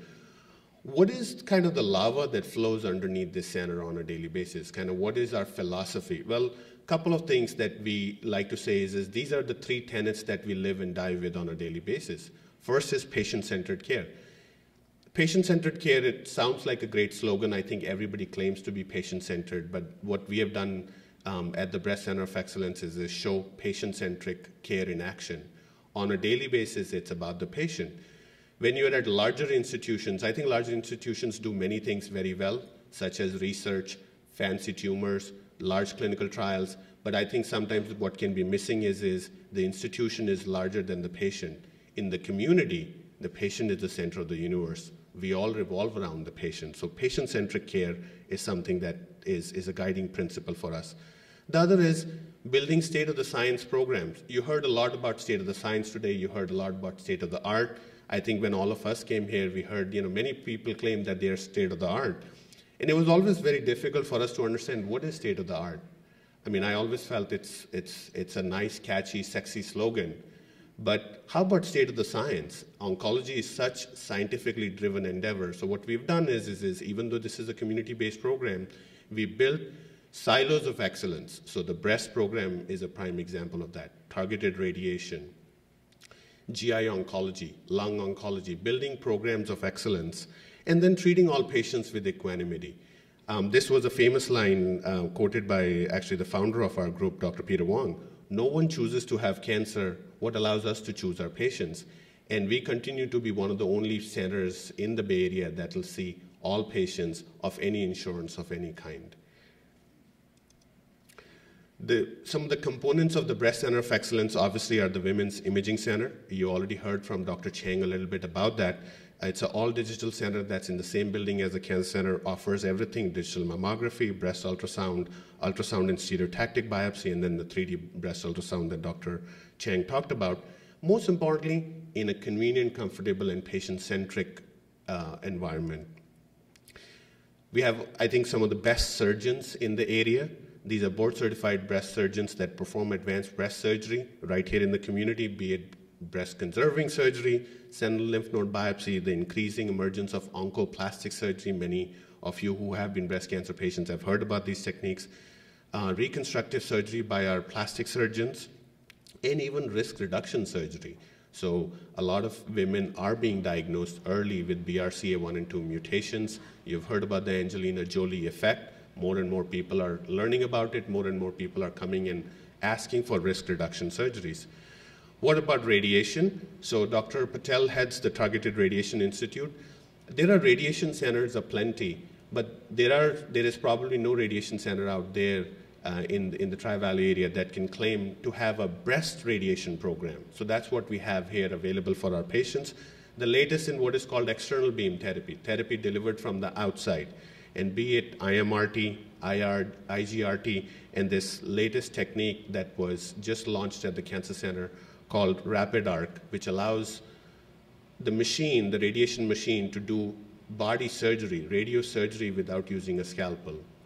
And this is actually the only machine in the East Bay that can offer something like that. Then the other thing that, at the Targeted Radiation Institute we are all very proud of is sort of the 5-day treatment. Traditionally, women with breast cancer require treatment once every day, 5 days a week, traditionally for 5 to 6 weeks. A lot of commitment, but there are a certain subset of patients that can get away with less radiation. Less is more for them, and this is the 5-day treatment that's available. And this cancer center was one of the first centers in the area to ever get this modality done. And I think in terms of number of patients treated and fractions, we have crossed multiple milestones since the last 4 years that it's being offered. Chemotherapy and biologic therapy is obviously what my day is spent in administering. It's a huge, comfortable infusion center staffed by oncology RNs and our physician extenders who act as patient navigators. And I think what we like to tell our patients is this chemotherapy is chemotherapy. It's made by the same manufacturers, delivered in the same fashion everywhere. But I think what makes the difference is how people are shepherded through that experience. How your symptoms are managed, how you are educated about what you're going to receive. Some people have horrible thoughts about chemotherapy. Yes, it is a poison. Many a times we poison our patients, take them to the brink of the abyss and pull them back. It's that ability to deliver treatment in such a fashion that they feel cared for, and that it's not, as Kathy Darlington mentioned, not that their breast is being treated or their cancer is being treated, but they are being treated. That makes the difference in good outcomes and not so good outcomes. And as we like to say, our goal and our expertise doesn't lie in prescribing chemotherapy. You can train anybody to prescribe chemotherapy. It's the way it's delivered to where we want to make your treatment a small part of your life, not your life itself. That is what we specialize in, putting control back into your hands. Now, what about personalized medicine? I mean, at this center, we've been at the forefront again. Being in the community, we are close to Main Street, we are close to friends and family who are affected, so we are more driven to do certain things. Also, I think being smaller, we are more nimble at bringing to the bedside, to the clinic, therapies and techniques that are still being researched or maybe talked about. As long as I have an educated conversation with my patient and they're willing to kind of ride the dragon, we can ride these dragons. So Dr. Rugo talked a lot about personalized medicine. All of this is happening right in your community. Genetic testing and counseling for our patients. You might have read recently in the newspaper, there was a story about a local patient in our community who took to genetic counseling because we identified a risk factor, was found to be BRCA gene mutated and underwent risk reduction surgery at only age 36, avoiding the nightmare of cancer. So genetic counseling and testing available close to home. Tumor genome profiling for personalized risk assessment. We do that on a daily basis. Dr. Rugo talked about 2 assays that are being used. You had the vendors here today from those 2 assays. We use those on a daily basis in our practice. And then what about whole tumor genome sequencing? Whole tumor genome sequencing that Dr. Rugo touched about, and actually she pointedly gave the example of a 45-year-old patient. Lo and behold, that was our patient. This was a Pleasanton resident that she presented today. A patient who went through the most cutting edge of whole tumor genome profiling. Like she mentioned, we don't fully understand these targets. Many of these targets are not actionable, but we have the ability to do these tests at the bedside, close to home, without having to wait for science to catch up. How about we take our patients and meet science midway? And that's what we call, kind of riding the dragon. There are 2 tests that we use routinely. One is called the Caris Molecular Intelligence, or the Target Now she pointed out, and the other one is the Foundation Medicine. She gave an example of the Foundation Medicine on that patient. Most importantly, clinical trials that are driven by using these genetic assays are available. So ordering these tests, figuring out what is available, and if there is not an actionable mutation, can the patient go on to a clinical trial? Or, for example, there's a test called Oncotype DX that we routinely offer. She showed 3 columns there: low risk, intermediate risk, and high risk. What about the patients in the intermediate risk? What do we do with them? Well, we have a study available called the PROMISE study, where you can get the next test called Symphony, and then helps figure out whether the patient is low risk or high risk. So there's a lot that's available right here close to home. Integrative oncology, I will not spend much time. Kathy did a fantastic job of covering this, right available locally. It's great to diagnose patients early. It's great to shepherd them through therapy, but what about after that? What about the big if once they're done?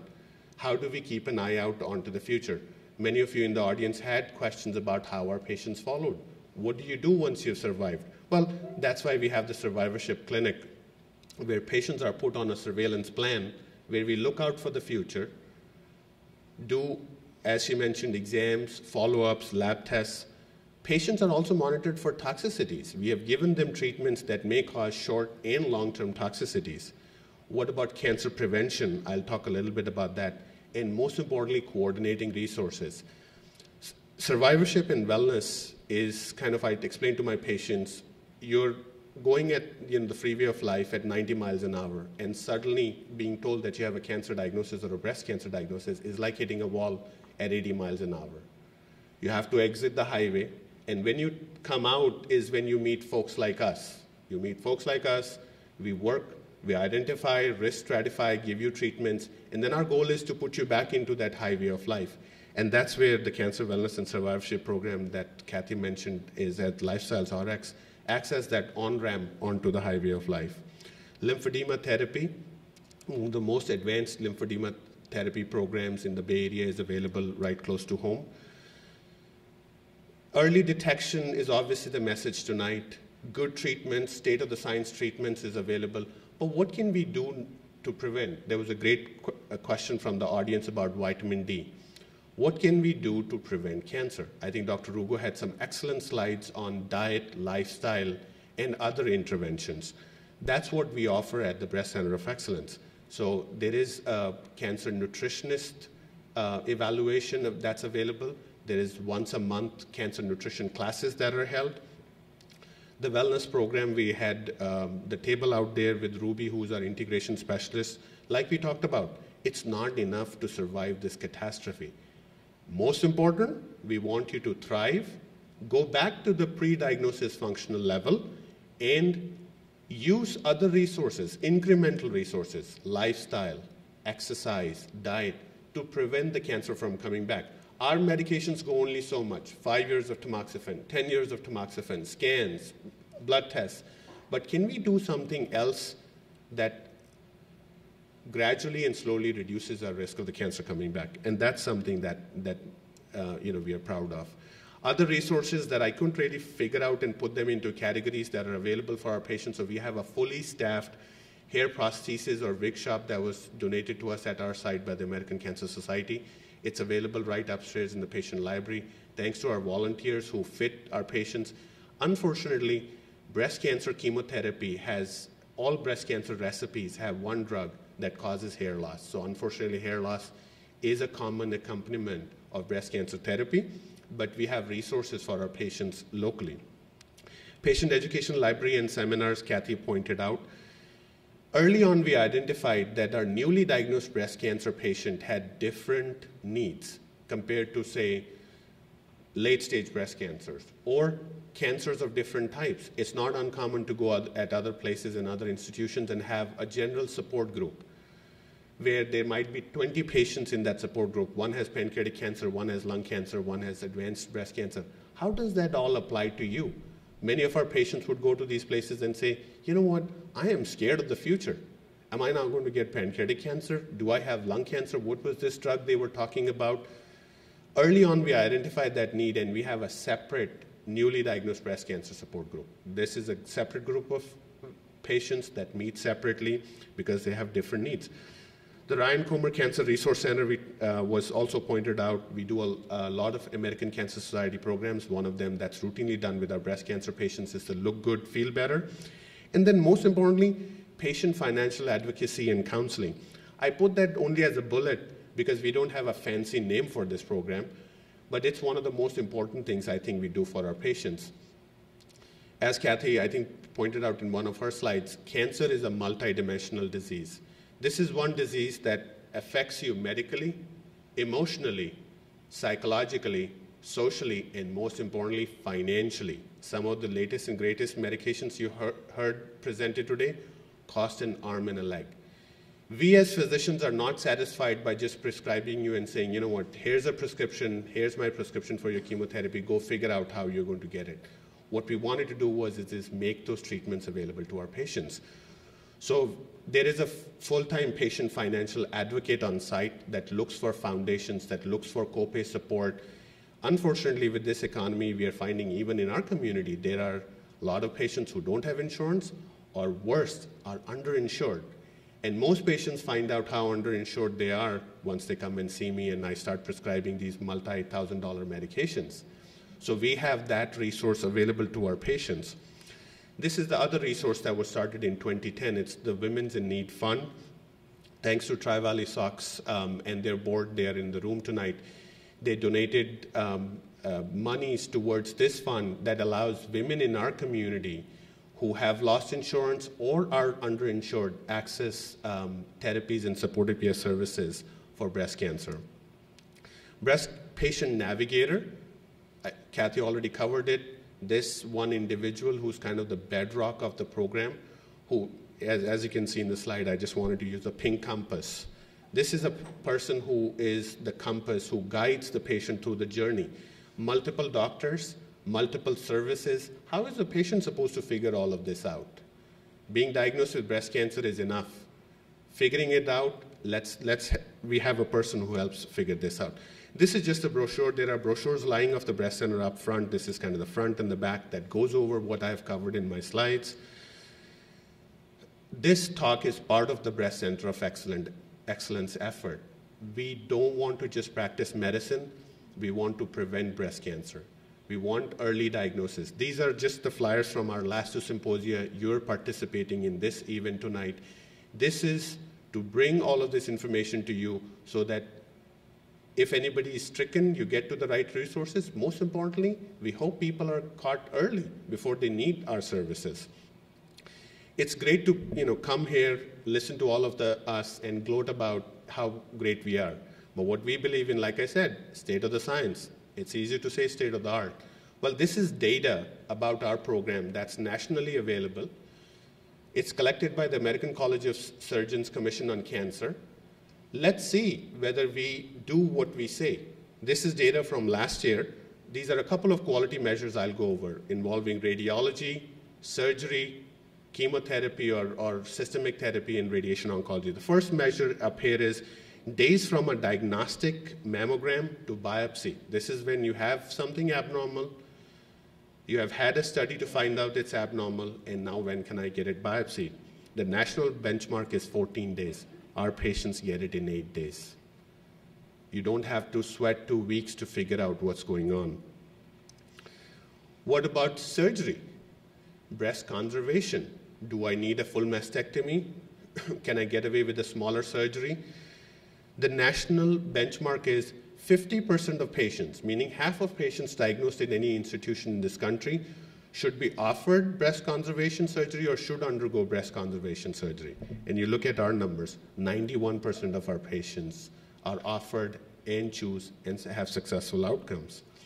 What about radiation therapy? This is a core measure that all institutions that are accredited are measured against. Radiation therapy to be administered to patients within 1 year of diagnosis. National benchmark, 85% of the patients get this life-saving therapy. In California, 82%. Here at the Breast Center of Excellence at ValleyCare, 100% of the patients. What about chemotherapy, right? We are trying to figure out how to be more judicious by genomic profiling and personalized medicine on who to give chemotherapy. Well, there are certain patients who will require chemotherapy. Now, how many patients get chemotherapy within 4 months of their diagnosis? Nationally, 82%. California, 78%. Here at ValleyCare, 100%. What about tamoxifen or anti-estrogen therapy, right? Again, great to say we have a lot of these resources, but are we making a meaningful difference in our patients' lives? Nationally, 82% of eligible patients ever receive or have a discussion with their physician of this life-saving therapy.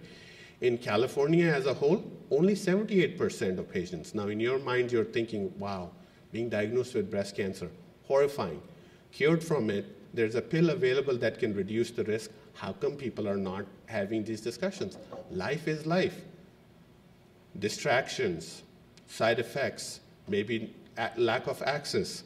California, 78%, here at ValleyCare, 100% of our patients are offered and receive these therapies. The other major part I mentioned was the community outreach. It's not enough to have a great beacon of excellence in the community, a great program, but we want to engage with everybody out there. So these are some of the events that we participate in: the Bras for a Cause, the Livermore Rodeo, the Amador High School softball game for breast cancer awareness, Maverick Strikeout, Rage Soccer Showcase, the Healing Therapy Foundation's events, including Rage and Cajun, participate in the annual Relay for Life, the annual metastatic breast cancer retreat that we organize in Alamo at a great retreat place for our patients with advanced breast cancer. Again, totally free for our patients. And then this breast symposium is a part of that. So we've done a lot. We've achieved a lot in a short time. We have good data to show that we are making a meaningful difference for our patients. This is not just hot air or big talk or a nice fancy vineyard venue to wow you. But we still have a lot of work to do. We want to keep doing. So we are looking at ValleyCare acquiring a breast MRI. Dr. Rugo had mentioned briefly about screening is important, but screening based upon risk is even more important. So we are working with UCSF and the Athena Breast Health Program to be probably the first community hospital in California that will have this risk stratified cancer screening program, where based upon your history, based upon your risk factors, one would go towards an algorithm of who needs what: mammogram, mammogram plus ultrasound, mammogram, ultrasound, breast MRI. How do we figure out? And maybe breast MRI and genetic testing, genetic counseling. So we'll be participating in that. We are vigorously working towards that. The other thing that we've been participating is in these novel molecule trials. We are using these assays out there. We are getting targets. Not all the targets are actionable. There are multiple medications that are now available, and we want to have these medications available close to home. And then I think most importantly is it took a lot to build this program. As they say, most people say it's hard getting on the top. I think it's harder staying on the top. So that's the focus of our coming years, where we want to maintain accreditation so that our patients continue to receive the excellent care. And I think with that, I'm done. Thank you.